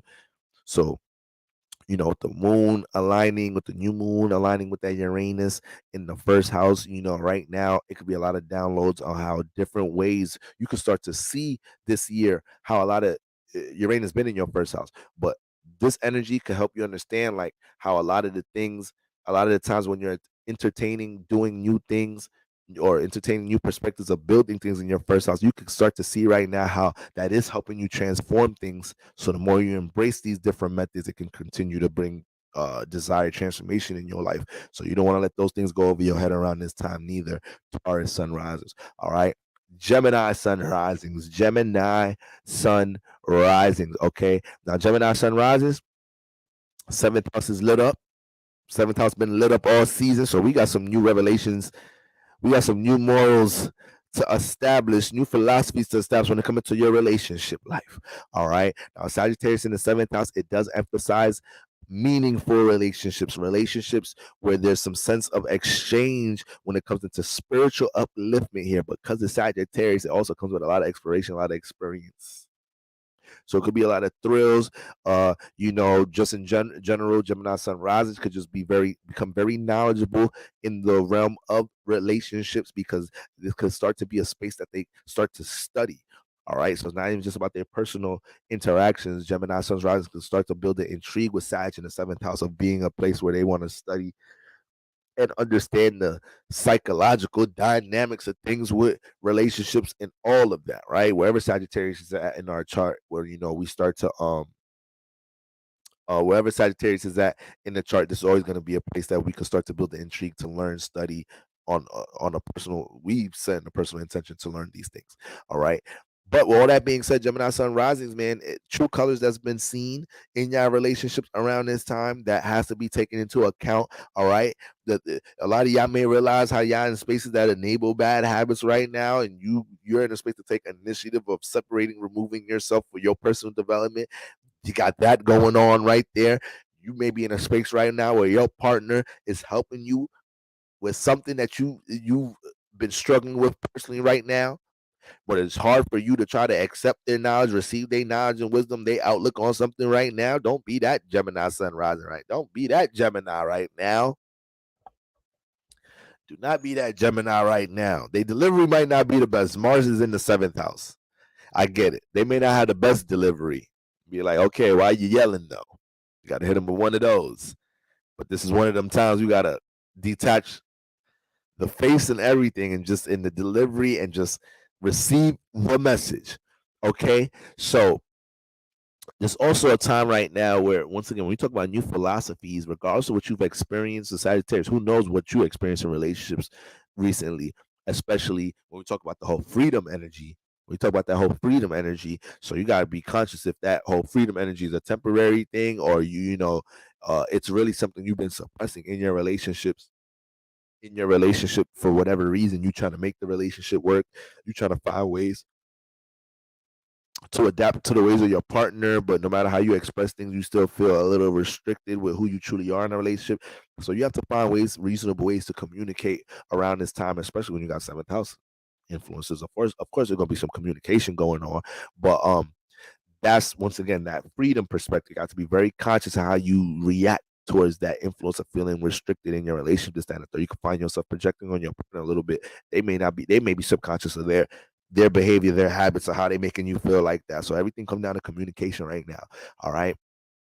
But yes, depending on what's been experienced in your relationship or in your relationships around the Sagittarius season, eclipse season, everything leading up into this point, that I'm pretty sure 9 out of 10 Gemini Sun rising, y'all got some new philosophies to establish in your relationship life. All right. Let's make sure those we use the new moon to establish those. We use Mars and everything for there to be some new intention, maybe standards and guidelines on things that you need to be solidified going into relationships. When people get out of relationships and they have new things that they're establishing that has to be present going into the next relationship, that's pretty wise. That's pretty wise to me. But sometimes we be doing it from a ignorant, unwise, not trying to take accountability victim perspective. That's not the why. That's not the way. That's not the wavy way to do it, y'all. That ain't the wavy way. All right. If you set a new standards and shit, you're like, okay, it's gonna take this much time for us to. I didn't want to give an example. I don't even want to be extreme. And somebody be like, that sounds like a good idea. Yeah, 2 years. Wait, 2 years to have sex is like that was an example. Why you that would never be. I don't think that helped nothing. All right. But y'all get what I'm trying to say. You being able to get out the relationships and download new philosophies on how you could personally apply yourself in new ways, to break negative cycles or habits in your relationship because you just got out this once again this new experiment, this new experience, right? There was something to learn from it. All right. So if you're getting out of something, if this relationship's concluding in this time in your Gemini sun rising, there needs to be a new sense of philosophy from a humble understanding, taking accountability perspective on how you need to uphold certain standards or vibrations moving into a relationship, right? Whether it's what you're allowing, what you're going to place a blockage on when it comes into what you're going to entertain. Sometimes we got to understand we gravitate towards a certain person, and this person has not yielded any good results in this life. Some of us may have a certain type, and that person, whatever type that is, whether we got motherfucking mommy daddy issues, whether it's something with our environment, whether it's something with toxic habits, this, that, whatever it is, some of us have that type, and that type is not good. Get away from that type. Fast from that type. All right. Get something different. I was listening to Love Dorsey. Any of y'all know Love Dorsey? I love Love Dorsey. You can't not love somebody that got love in their name except Brother Love. All right. But Love Dorsey, I was just listening to a little interview with her not too long ago, and she's just talking about the effects of our parents and shit, how we go about picking our partners and whatnot. And guys, it's just so subconscious, y'all. It's so subconscious. We don't be knowing. We just be thinking we flowing, but really we going somewhere that we ain't really want to be going. All right. So sometimes we really got to sit down and acknowledge, why the fuck do I gravitate towards this type of energy in a person? All right, the Gemini sun rising, this you is in this space right there. That's the space you getting a lot of that right there. Like, why do I find the intrigue in this chaos of a person? Why do I gravitate towards this, that, and the third? Why do these people gravitate towards me? What do I push out that these people be gravitating towards me? Sometimes it be that. Sometimes it be something about you that these type of people come to you. All right, you need to start learning about why I push that. I gotta stop saying this, that, and the third. I'm a whole virgin. People be thinking I'm a freak. I'm just be quoting music lyrics. I don't know nothing about sex. So stop quoting music lyrics like that in your Instagram, son. You're giving the wrong image out. All right, we ain't know you're inexperienced. That's why you're attracting all these hounds. All right, ain't no good men in there. Ain't no law-abiding citizen, God-fearing men in them DMs. Stop quoting Summer Walker. All right? Okay? Get some MC Light lyrics up in that Instagram story. Fuck. Get some Alicia Keys in that bitch. Some married hoes up in there. All right? Who else married? Okay? Shout out to Alicia Keys. I didn't mean to call you a hoe just now. All right? But that's what we got going on in that 7th house Gemini sunrise. Don't play in that 7th house right now. Do not play. Because I know there's some strong influences having you trying to participate in a thrill right now. The thrill time is over. Okay, you got to establish some real concrete ways of moving in a more wise way in your relationship, and it comes through you dissecting all of those different things. Okay. Conceptual art say, hey, we got to relate to Generation Z somehow. No, the fuck we don't. No, the fuck we don't. All right, they need to learn from before them. I ain't following they shit. Shout out to Gen Z. Shout out to Gen Z. All right, y'all can come to church. Y'all come as you are. Gen Z, Gen A, B, C. All right. All of you mother flippers, millennials, zillennials, all right, extraterrestrials, you can come to my church.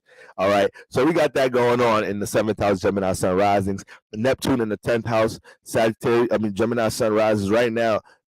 Is some imagination energy popping up in your 10th house. It's things you used to do from a creative perspective. They starting to get highlighted a little bit in the 10th house or whatnot. It may have been things in the you've been known for from a creative perspective in some type of shape or form. If there's some type of intensity pushing you to deal with that in some type of shape or form, that's God right there. That's God trying to get you to react to that. Neptune transit in the 10th house, which can bring some healing, understanding to others, or damn near inspire others, and it could eventually start to bring people on the same page. It could bring connect some kindred like spirits, together in some type of shape or form, pull people into your tribe. So you could just be in that space right now. Especially the thing is, Gemini in the 7th, Sagittarius in the 7th house. So you're dealing with a lot of social energy, but whenever you got heavy 7th house transits, there's always a space where you could connect a lot out into the world as well. You could bring a lot of 1st house energy into the world. You could establish a lot of 1st house energy in your relationship to bring some balance. So your partner has more understanding. Your business partners have more understanding about where you coming from. But when we got it hitting Neptune in the 10th right now, a lot of people in your life, or a lot of people that you're connecting to, can help things get from point A to B in your career life if you're more adamant about expressing things from your vision, expressing your creative outlook to things. Like, people can find pockets to support that, uplift that, connect that for you right now. So it's a great creative networking space you're in right now, or you're being pushed to embrace that space. All right, Uranus in the 12th house. There's going to be some things that, in the midst of connecting with people in the 7th house and dealing with all these different, potential networking spaces you may be in, or new relationships that may be developing, new experiences, you connecting things to other people from a creative perspective or whatever it may be. the fact that Uranus is in your 12th house, hitting the new moon and everything, you have to trust that your individual ways of dealing with creativity or your awareness that you're bringing to the 7th house, you have to embrace that right now. All right. You may get different feedback from others. It may be something you're into, you're doing from, once again, you're pushing it out from an individual perspective. This is something that's pure creativity, your own individuality. Somebody else may inspired you to stand at third, but it's something you put in motion. And now it's finally being in a space where it could touch others.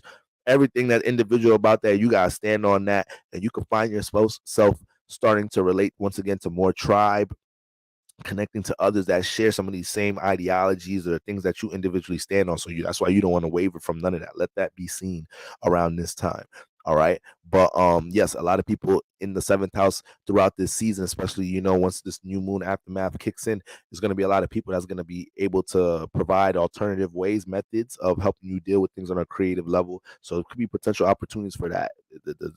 The method may seem a little wacky. Like I said, it's Uranus. So yeah, different, unique sound good. But Uranus be different. So, we just want to make sure we're at least entertaining certain things because, things may just seem extra different because it's extra foreign. It's something that we're not familiar with. All right. So you got that going on for my Gemini sun risings. Cancer sun risings. The 6th house is lit up. All right. So when we're looking at that Sagittarius in the 6th house, man, that sense of freedom, that sense of moving around, moving and grooving when it comes into your schedule and routine and the things you want to have incorporated into your schedule routine, that's serious business there. A serious business. Sagittarius gets highly agitated in the 6th house when it feels like it's in too much of a pattern of things. So it's a constant evolution of learning how to get the things you want to experience into your schedule routine, fit your creative matters into your schedule routine, fit things that are spiritually fulfilling into your schedule routine, so your schedule routine don't feel like such a burden. All right. And when we get into all these energies in there right now, the new moon, there's going to be some new philosophies that have to be established about what's, positive, fruitful, and healthy when it comes into your sense of wellness right now. Cancer sun risings. There may be a lot of things right now, a lot of activity when almost feel like it's forcing you to have to activate new methods of doing things into your schedule routine. Remember, Mars is here too, so as adding a whole new sense of intention and passion towards creating new things in this area. Now, that's the thing. We all getting some feedback in some type of way. It's mutable fire. We all getting some type of feedback, results back up until this point. So there's certain things that are motivating you to want to deal with a better sense of wellness, schedule, and routine based off of some of the results you may have seen with things getting either chaotic, unstable in your life in the 6th house, based off of you not applying the things that Sagittarius, the knowledge and wisdom of things in your schedule routine, right? So we want to make sure moving on from this new moon, we're doing that so we can start yielding certain results through our earth spaces in the chart, making our knowledge and wisdom account for something in the reality house, the earth house. All right, Cancer sun risings. Moving on to Neptune in the 9th. Okay, moving on. And that's another thing right now with the new moon, Sagittarius in the 6th house. There may be a lot of people that got their outlook on or their awarenesses about what you should be building in your 6th house or in your career in general. There has to be a sense of trusting Mars, your individual approach towards how you feel like things should be built here, on top of having discernment on what you receive. Cancer sun rising, intuition is on 1,000. Okay, so you'll do a great job here deciphering that, but that burning feel you feel of what you should be applying in the 6th house, that is hard to ignore around this time. Okay, Neptune in the 9th house. So when we talk about, once again, applying what right, you're going to be very sensitive. Neptune is going to be a sense of sensitivity that you're going to be feeling, disregarding applying things that in your 6th house. That can build a lot of self-frustration around this time. Okay, so Sagittarius was a workup point into re-highlighting certain things that need to be in your 6th house. But once we get to this new moon time, now new moon is hitting Neptune, you're going to be sensitive towards not applying these things. It could be a sense of self-frustration, but at the same time, it could be so much clarity and opportunity that opens up you taking more of initiative, making sure your 6th house, you're reacting, responding to your 6th house as much as possible in order to create opportunities, to move things, move a new system in this area where eventually, you're feeling more fulfilled doing things either from more creative perspective, from more of an explorational perspective, but from more of an experience fulfilling perspective within your sixth house space. All right. And it could be as simple as you literally adding certain things on your bucket list into your sixth house if you have the time and pockets to do things. But or possibly finding this time could make you also realize why you don't do that based off of what you attached or connected to. You Cancer Sunrise, you're gonna be connecting to something. Cancer placement's connected to something. So it might be something you connected to around this time, Cancer, and you realize why you don't be even experiencing certain things in your sixth house or adding things in here based off of something else you trying to pour into, participate into, whatever the fuck that may be. All right. So that's very important. Now, moving on to Neptune in the ninth house, like I said, that's what's gonna bring the heavy sense of sensitivity in this area in general. Not moving on to Neptune, capping that off. Okay, and then when we look at Uranus in the 11th house, all right, Cancer Sun rises. You in a space right now could be a lot of different feedback from the outside world with something you creating, you building. It could be some of your own associates that looking at some shit that you building, working on, and you're trying to, add into your routine and schedule in some type of shape or form that may have a different outlook on what you're doing. But if you know what you're doing, it's something that you follow your intuition on as far as how it's crystallizing something you're building in career or something for your well-being in general. You got to be very careful letting the projections of the world fall. See, when you deal with Uranus energy, it's a lot of projection energy that comes with Uranus. Axe and Aquarius, Axe Scorpio. These two signs know everything about people projecting their insecurities onto them. All right. Especially from a mental perspective. When people get around Scorpios or Aquariuses and they feel mentally intimidated, Scorpios and Aquarius are used to people throwing out certain uh, actions, expressions, vibrations because they feel intimidated by the Scorpio or Uranus, Scorpio or Aquarius standing firm in their individuality mentally. That could be intimidating to people at times. So right now,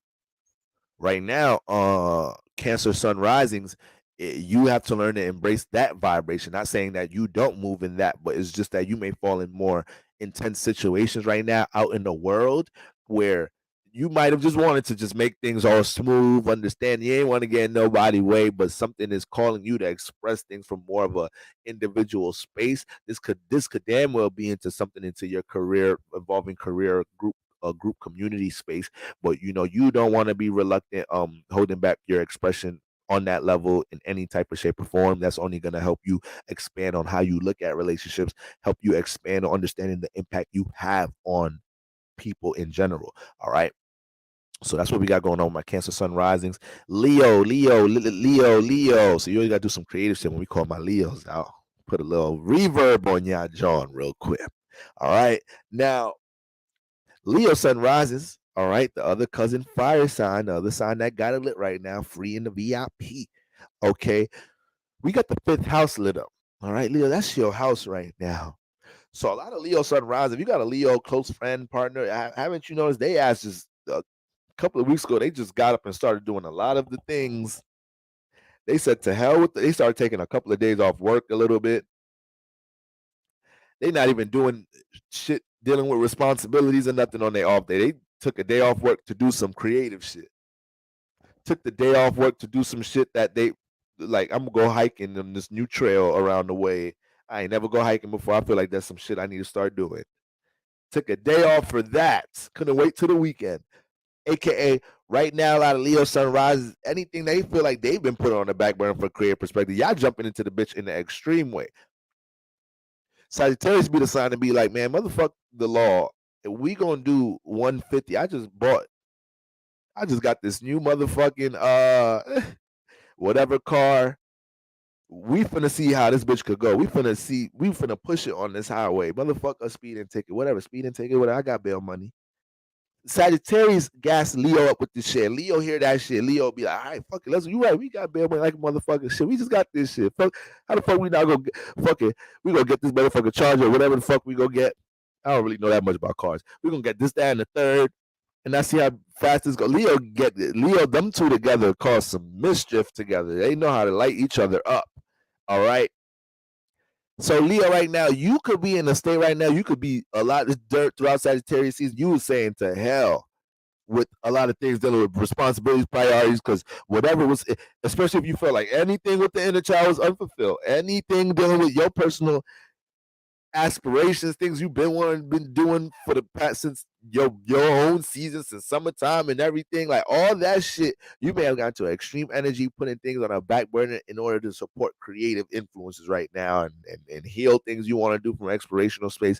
So you in the vibration of things, but you got to make sure post new moon energy is not into the expense of things in your reality being thrown off a bit. All right, just to feel these thrills right now, which are thrills you could be feeling in general. Is just that because you got so much activity in your fifth house, all of this came extreme. So you're feeling a lot of potentially for you guys, a lot of suppressed energy hitting you all at once. So, for the most part, you want to get more, just want to remain intentional, right? And direct all this surge of energy when it comes into your creative influences, all right? Making sure you're not too gassed out when it comes to taking care of certain priorities and whatnot in your life in general. There's a lot of activity uh going on. See, another thing with Sagittarius and the fifth house Leos is maybe a time you're learning a lot about something from a creative perspective, right? Something you're already good at, you're already talented at, you already experienced that from a creative perspective, but there's a new influence that came into your life to help you pay attention on how to expand that. Detach the messenger, detach the face.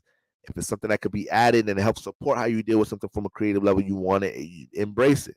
All right, embrace it. You can still be taught there. We know you got a lot to teach from a creative perspective, but you could be taught there, Leo sunrises. All right. And there may be a lot of influence on what you should be creating in general. Because there is some friction with Uranus coming out the 10th. So right now you maybe have a strong passion for what you want to create, birth something that you may want to continue to pour into from a creative perspective, and then people with Uranus in the 10th, this may create a friction where people try to persecute with how this thing may make you potentially be seen in the world. Like I said, projection energy with Uranus. People, things that you're striving for, things that you're realizing you can be seen for, or things from a creative perspective you believe you could be seen for in some type of shape or form in the 10,000. You may run into projection energy right now, and you being challenged to stand on your individuality with your 10th house career aspirations. All right. And then Neptune, Neptune in the 8th house, Leo sun rises. So with the new moon coming out the 5th, but it's hitting Neptune in the 8th, is maybe some things that you have to heal, overcoming insecurities from a creative perspective and embracing the stage. There comes times when the Leo at times is a little discouraged being on the stage. All right, it happens from time to time.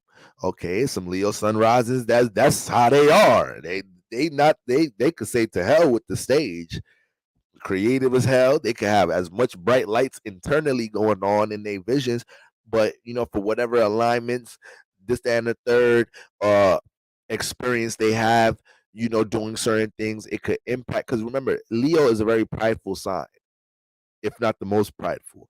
So you gotta understand, if a Leo, let's say a Leo sun rising, is dealing with a lot of things in their childhood that is discouraging their expression, that becomes a very serious thing. That becomes a very serious thing for the Leo dominant as they get into their adult stages, late teen stages, dealing with expression. And then you start learning about astrology, be like, I got a Leo friend that they got some shit they need to work out with expression. Yeah, that shit, expression is a serious theme in general in the Leo's life. Whether they got to overcome some things with it, whether they have an opposite issue, they need to learn to condense their expression at times. I don't like using the word condense, but they have to be more wise about how they push it out, because it ain't no problem for them to push it out. So Neptune in the 8th house is helping you guys deal with any insecurities that may have been developed, with you being able to embrace the stage in any type of shape or form. You will be very sensitive, uh you know disregarding or neglecting anything dealing with healing or helping to adjust how you go about dealing with something from a creative perspective if it already feels like a crutch, right? You want to make sure you take your time to understand these things, identify what these things are. Whenever we got 8,000 influences in the moon, with in the mix with the new moon, you know it's something dealing with probably a past attachment, insecurity, that we just got to make sure we get into our awareness so it doesn't become a blind side hit as something we're creating. At least we know this is here, so we're more prepared dealing with it when trigger responses, trauma responses occur, or whatever the fuck. All right, whatever type of obstacle that this may trigger in our new journey or creative space. All right, so that's what we got going on from our Leo sun risings. All right, Virgo sun risings in the building, in the building. The fourth house is lit up. Virgo sun risings. The fourth house is lit up. So look, Virgo sun risings, like you've been sensitive all season. You've been sensitive all season. Okay, you just think about all the things on your bucket list and shit that you be it's like, because the thing about Sagittarius in the fourth house, you put the sign dealing with exploration in the private house. You put the long distance traveling sign, the sign dealing with foreign shit in the home, in the private house. So y'all don't know how much shit the Virgo sun rising be experiencing just because they family. They be learning all type of shit because they family. They be learning a lot in the home. Motherfucker going to school. I got a whole book. You see this bookshelf? Virgos keep the knowledge. They keep it close to home. They is a scholar at heart. All right. They Virgo suns risings. Learning is something that fulfills the heart. So that shit, they grow up with them influences, may grow up with somebody spiritual in the household. Is somebody close is gonna be have some type of strong ass religious influence, spiritual influence, something. All right, Sagittarius in the fourth house, or they just may end up manifesting situations where they get into a real extreme form of a belief system based off things influenced out of the home environment, things close to home. So, with all that being said, Virgo sun rises, with all that being said, okay, there's some new philosophies that got to be established with things close to home in general, okay? When it comes into, once again, people, places, and things you let enter the fourth house close to home, based off the experience and thrill, that's a Virgo sun rising at times can find themselves developing very close knit relationships, and Virgos are like, it's conservative the word, they're very, they're very careful and cautious signs, right? Now, Sagittarius is very, can be reckless, leap of faith energy, jumps impulsive. This is what Virgo's surrounded by in their home. This is the energy that they may have in their family.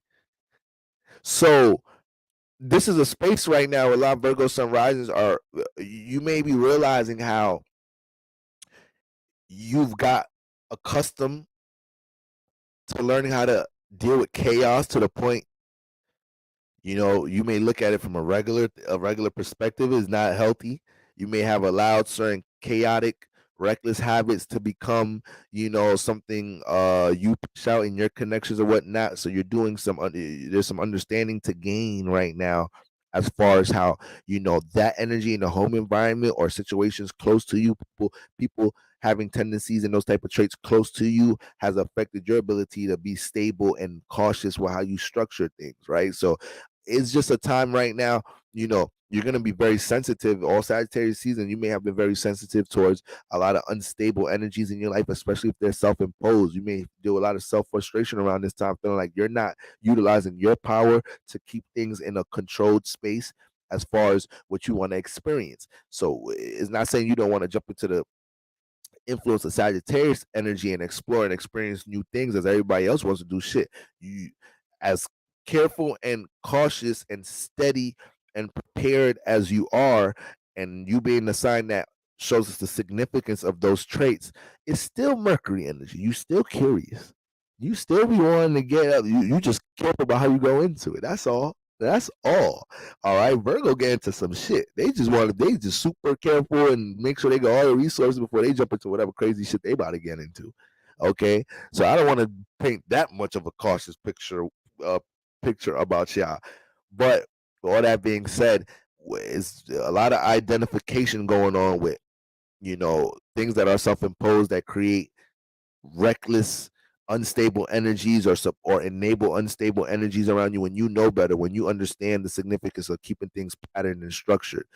So I say all that to say, there's maybe a time you realize how you got comfortable with either reckless or chaotic habits, people that have these type of traits or tendencies, and is a great time to make sure you're conscious about how you jump into new experiences, a new chapter of life, new journeys right now, establishing what makes you comfortable, what you're going to participate pour into, what you're going to allow to have access to you, close to you with all this fourth house energy, whether because it makes is unstable or not. All right.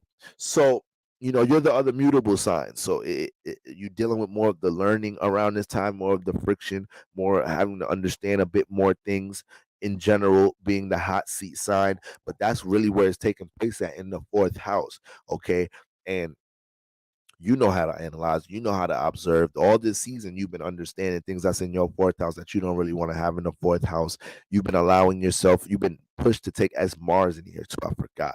So a lot of you guys been extreme about taking actions to detach yourself from things that's making you uncomfortable. So a lot of that has been the new revelation, the new philosophy for the new philosophy for y'all. Taking the initiative to get your heart space, to get your energy out of something that is not reciprocating it or is not a healthy environment for your heart space in some type of shape or form. All right. So you want to use the philosophy of whatever you want to use the gem you picked up on what motivated you to get up out of it, what you was experiencing to get you to detach or whatever from detach from that place or thing or whatever in your fourth house. That needs to be upheld as a new philosophy, a new standard, moving on, dealing with connection, moving on, dealing with how you allow yourself to participate into things or put your heart space into things, whatever that was in Sagittarius season. All right. So we got that going on, but then we got Neptune in the seventh. Oh, damn, Virgo. They're dealing with some. Damn, these alignments is a little crazy. Because with all that being said, you got Neptune in the seventh house. So, this is triggering your sensitivity button with people. Damn, Virgos, you seeing the good too much in people right now. No, look at the bad. They bad. They toxic. Stop seeing the good. All right. So you are it's a shaky space to be in for y'all right now because you're in a space right now where like the reality of decisions you should make right now with people, places, and things you're connected to can be hard to make because you may still have a soft spot for whatever that is, especially if it's a relationship dynamic with Neptune uh in the seventh house. All right. And new moon reacting to Neptune in the seventh house. Virgo sunrise, this is definitely a time right now where you may have to learn how to shake up out of an illusion of something in your relationship matters right now. All right. There's definitely maybe a time for that. Okay. You are in Sagittarius season was trying to do as much as it can.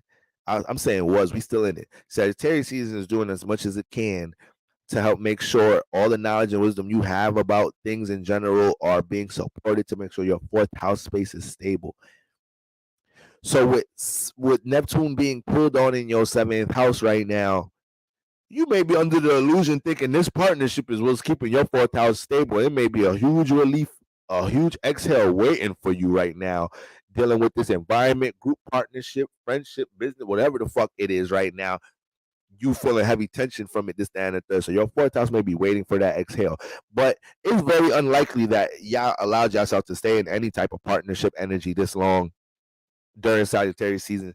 It's very unlikely. Mars is in the fourth house. No, I don't think none of y'all got the patience for holding all that intensity inside with some shit going on in your relationship bothering you. So I'm pretty sure something got to the surface with this alignment.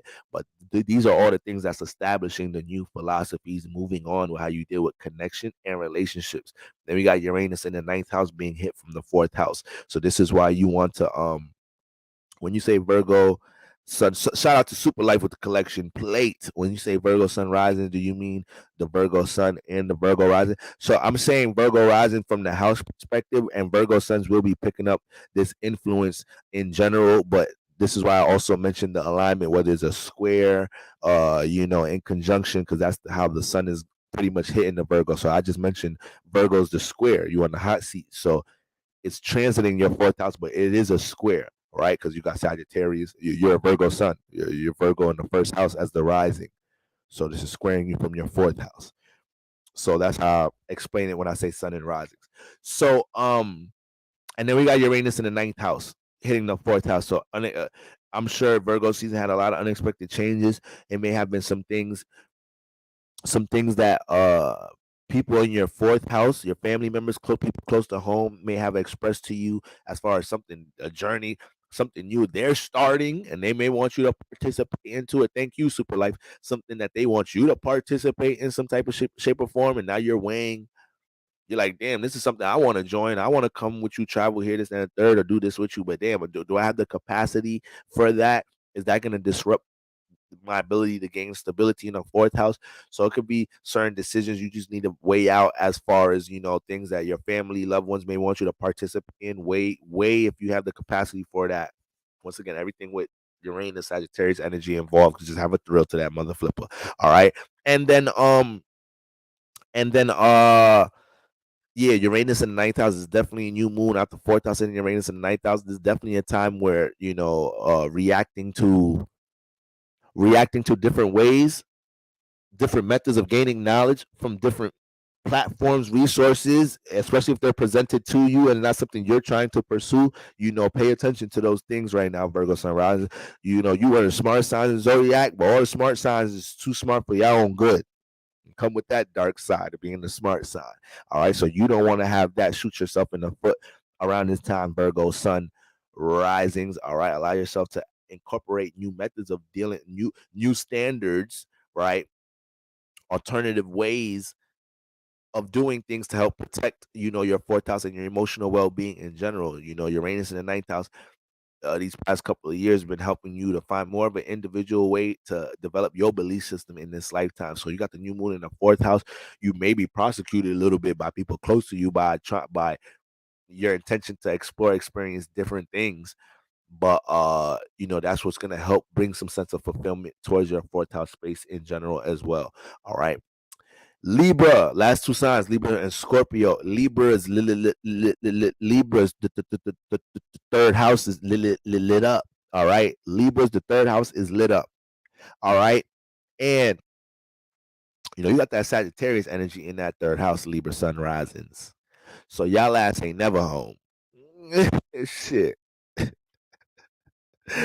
So back to the opposite chart. Back to the infamous opposite chart. All right.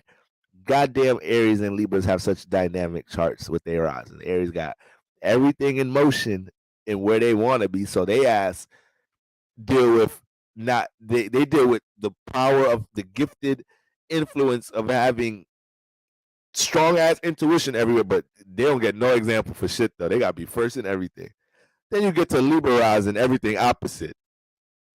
So it take them a while to start realizing they gotta do opposite shit to get shit done. All right. And when they get into Sagittarius in the third house, ain't nothing. Libra ain't never home. Libra sun rising ain't never home. All right. Third is your close surroundings, your neighborhood. You put Sagittarius in there. They third house become a couple of different places: grandma house, auntie house, cousin house, best friend house. All right. By the time they 18, 21, Libra rising, no, yeah, got a Buddhist friend, got an astrologer friend, got an emo friend. Fuck is you talking about? Muslim friend. All right. Who else? Got a friend. Got every zodiac sign. Somebody pop up to that. So there's all type of different faces and places. Libra, sun rising and shit get involved with. Get ready the relationship sign, but then Sagittarius in their third house, so they could be detached from their third house a lot and connected into a lot of other things that take them away from their third house. Whether they go to boarding school, prep school, they change their Sagittarius. A lot of Libra sun rises Forget staying in one school more than 3 years. Forget that shit right there. Libra sun rising. Forget that shit. They gonna change every couple of years. Ain't It's not that many Libra sun rising that actually stay all 4 years at the same high school. Damn, you rare. All right, Sagittarius be changing shit. And you got Gemini. These the education houses now. All right, the education houses. All this mutable energy, all the opposite energy in this shit. You learning shit from all different type of places. You don't even stay in the same school too long. That shit changed. All right. Look, Aqua Queen. I went to 4 high schools. Listen, y'all. Listen, whatever. I think I'll be up here just talking sometimes. But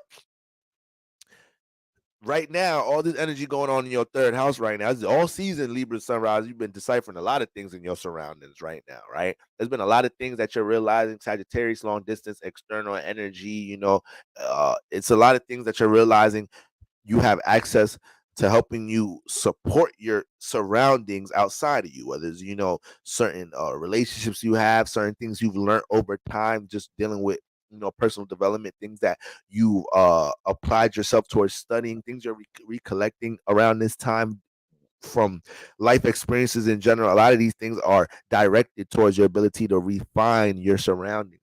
Now, this is the thing, once again, because Sagittarius is here, sometimes you can be very detached from what your 3rd house is, or your 3rd house can move around a lot. All right. I'm not a Libra rise, I'm a Libra sun, but shit, my 3rd house move all the fucking time.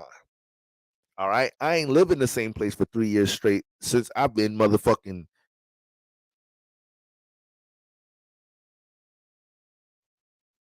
I went to 3 different colleges. Like my shit just wild too. So like that's what I'm saying. I'm glad you asked that question, Super Life, because just being a Libra sun, you will feel some of this, even though you may have a different rising. Okay. But yeah, right now, Libra sun rises maybe a time where you're becoming more intentional about what type of energy you want in motion, in consistent motion, when it comes into your surroundings, when it comes into habits and the people you surround yourself with. All right. Now that's the thing, Libra, you're the relationship sign. So once we start talking about things you need to navigate, detach, or separate from relationship wise, that's the hardest shit in the world asking you how to do.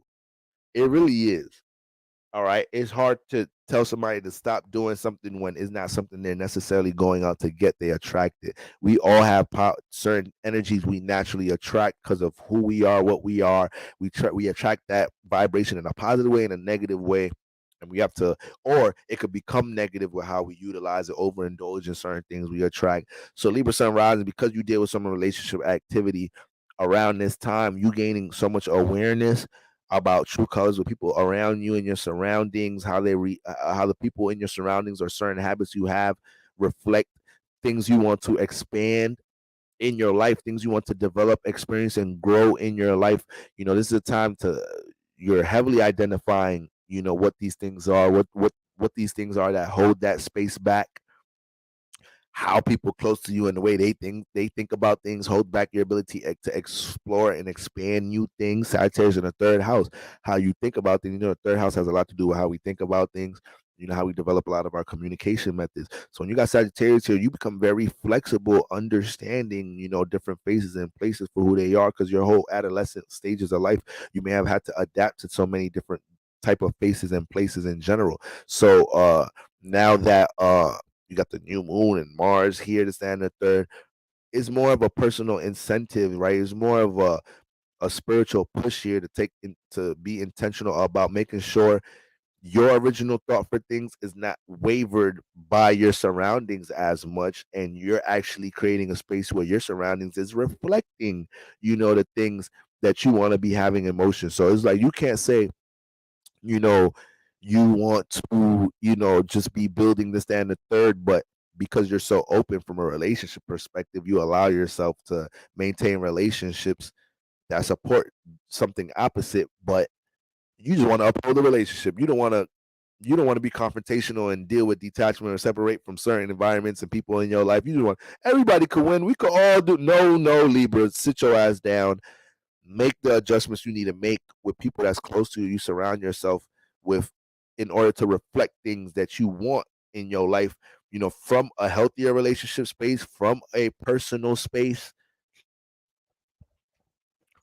from a self-development explorational space. Okay, Sagittarius in the third house, so there's gonna be some shit that you want to experience, but you might also be, at a disservice of allowing yourself to explore something because you're trying to relate it too much. You're trying to make this new thing you're learning, this new thing you should be journeying on, trying to make it something that people close to you should be a part of and participate in. You need to just get on with your own shit. You need to collect your own observations and knowledge and insight about what you're into right now in the third house, and then eventually your new knowledge, your newfound knowledge, your newfound philosophies on how to understand things from a communication perspective, who you participate with from a relationship perspective, like that's gonna speak for yourself. That's gonna wear energy in your character and self instead of you trying to relate things. That's gonna build the intrigue for people wanting to see what you may be studying, what you may be working on creating, birthing in some type of shape or form. But that's a lot of what's been going on in the third house. So now there has to be some new intention about what people, places, and faces and habits remain in your third house as the new moon continues, as we deal with that aftermath. Another thing is, once again, with Mars in here, you might be dealing with, I'm just now realizing this also what was probably triggering situations, me getting into intense debates and shit back and forth. Because, like I said, it was with people I was close with and people I don't know. So, for my rise, I'm a Capricorn rising, so that puts Sagittarius in my 11th house. So, like I said, it was with people I don't know.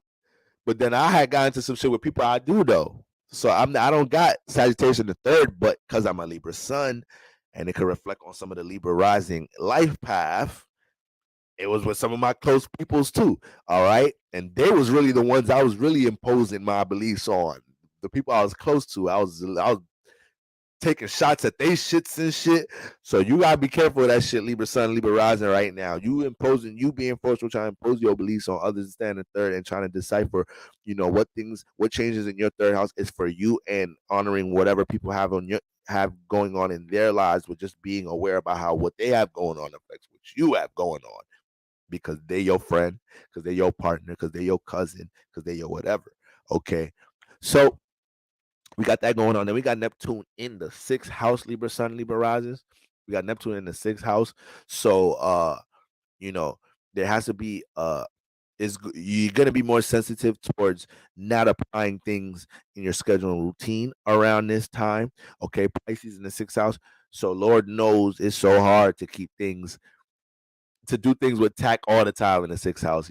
Just sometimes Libra Sun rising, you just throw your creativity, you just work on it for a little bit, you see some results, you be like, damn, I surprised myself, damn. But keeping that shit in motion, you just get real floaty, and then you start floating in the potential. You keep daydreaming like, damn, if I got these results, what else could happen here? It's like, motherfucker, we could find out. We could fuck around and find out instead of dreaming and hoping. All right. So Pisces, sometimes in this house, you got to run into extreme situations in order to start working on your creativity in a sustained, consistent way. All right. But the creativity ain't never leaving that bitch. That should be there. All right. But this is what you got to respond to now. But the thing is, you responding towards it from your new moon coming out the third house.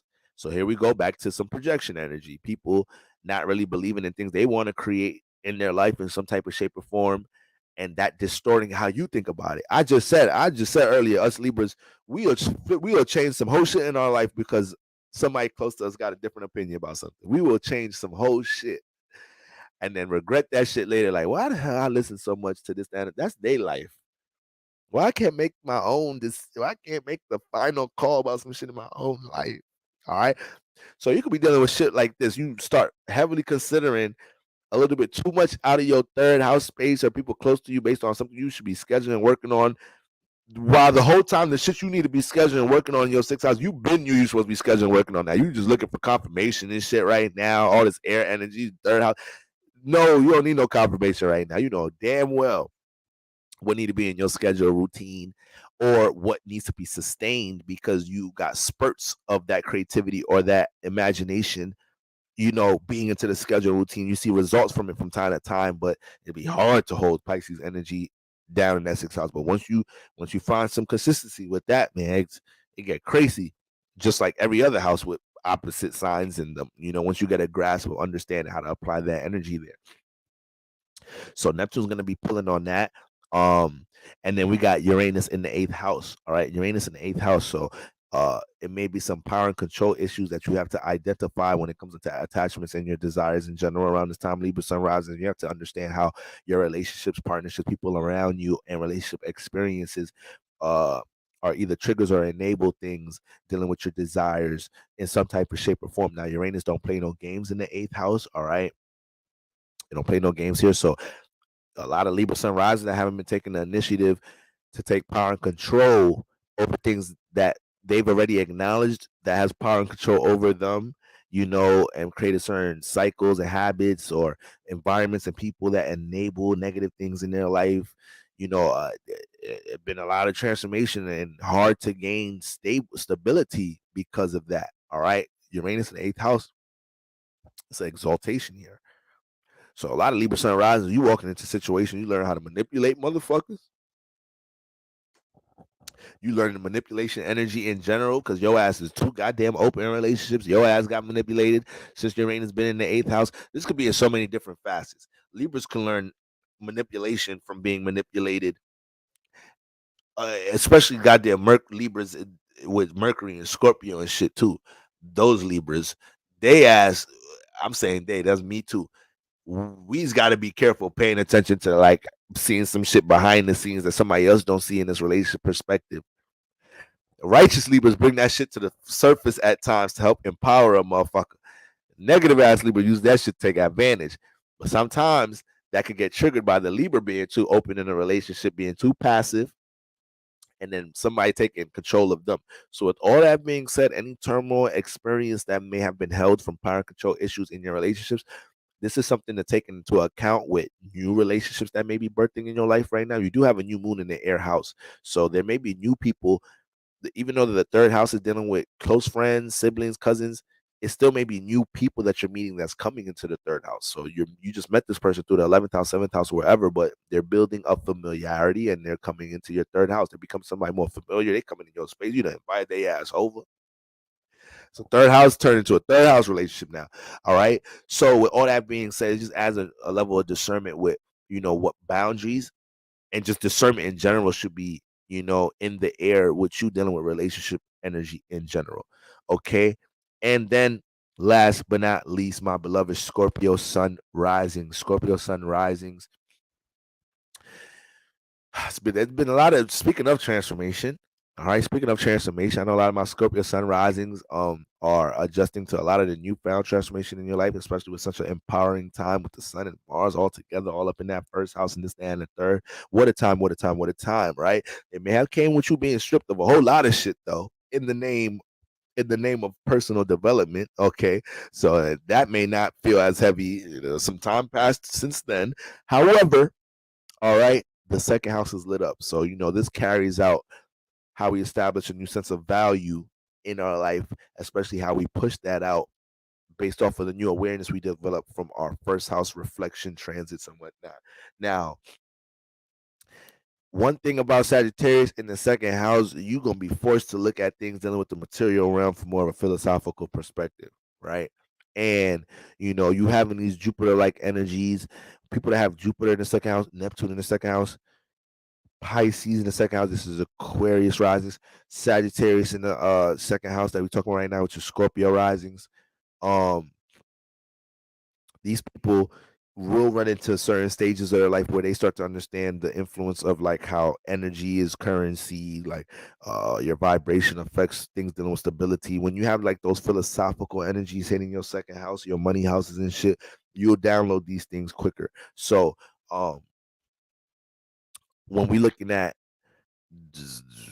the sun and the new moon and Mars in here and everything, there's a whole lot of passion and activity going on with how, my Scorpio sun rising is trying to carry out things that they may have caught a new aspiration to reinvent themselves or to push out in general during Scorpio season, right? While the first house was lit up, while you're downloading all these new personal aspirations, a lot of that energy may have moved into the second house space now, and you're adamant about making them concrete, making these things established with the self identity through you working on these things, you being more expressive about your values in general, you dealing with transformations in your relationships or in your environments because you have there's a new sense of what you value, and you're trying to establish a certain sense of behavior that shows that displays that. All right, that's all a part of the transformation process, and not just about you to acknowledge and identifying what is it you're gonna finna take action on. It's the sustainment. I don't even know if that's a word, but it's the sustaining process. All right, of that whole John. All right, so when we get into Mars in the second house, Scorpio, you just gotta take your time. That's the thing. There's gonna be a lot of Mars in the second house get ahead of itself when it's trying to build and structure something, a new aspiration, this, that, and the third. So there is a lot of transformations taking place with your finances, transformations taking place with or new downloads in general taking place with how to utilize your resources, how to use money to make more money, this, that, and the third. You the money side, but you're going through influences in that second house. So you get to see things from a behind the scenes perspective, using other people's resources perspective, and ultimately also learning things throughout this whole season that's helping you deal with gaining stability and security. But all of it's through a strong philosophical energy. So there's a lot of energies trusting your process. There's a lot of influences which are, recollecting on things you have knowledge and wisdom about, and finally seeing if you can apply it to, help gain security and stability in your life in some type of shape or form. Seeing other people. A lot of the times I've noticed when you have strong transits towards the second house, especially when it's the sun transiting your second house, you're gonna see a lot of examples of people, different environments that possess some of the same value you have, maybe some of the same talents, traits, whatever you feel like you're good at, whatever that second house trait is. And you're seeing a lot of people exemplify that out in the world. And that could be a sense of motivation to push your shit out. So Mars can have you very passionate and eager here to stand there. There just has to be a sense of pace here, a sense of tact, and the steadiness with what you're doing. All right. So that's very important. Now when we jump into Uranus is all up in that seventh house right now. So this is also an alignment that may feel like it's forcing you to push what you value out into the world right now, and that's what could be a little hard to deal with, that sense of patience and pace, because you're seeing so much opportunity to connect what you're building out to the world. So that's a lovely thing. Embrace that, be in the present with it, but don't feel like you have to rush your process. That energy is there. There's people in the seventh house. There is an intrigue for what you value, or there is an intrigue or a support system, waiting to be there, waiting to bump into. The more you just work on crystallizing what you value, the more you work on being patient about, sustaining once again, some new form of behavior because of a value, and seeing how that's going to change your reality, how you gain security and stability is all a part of the transformation process.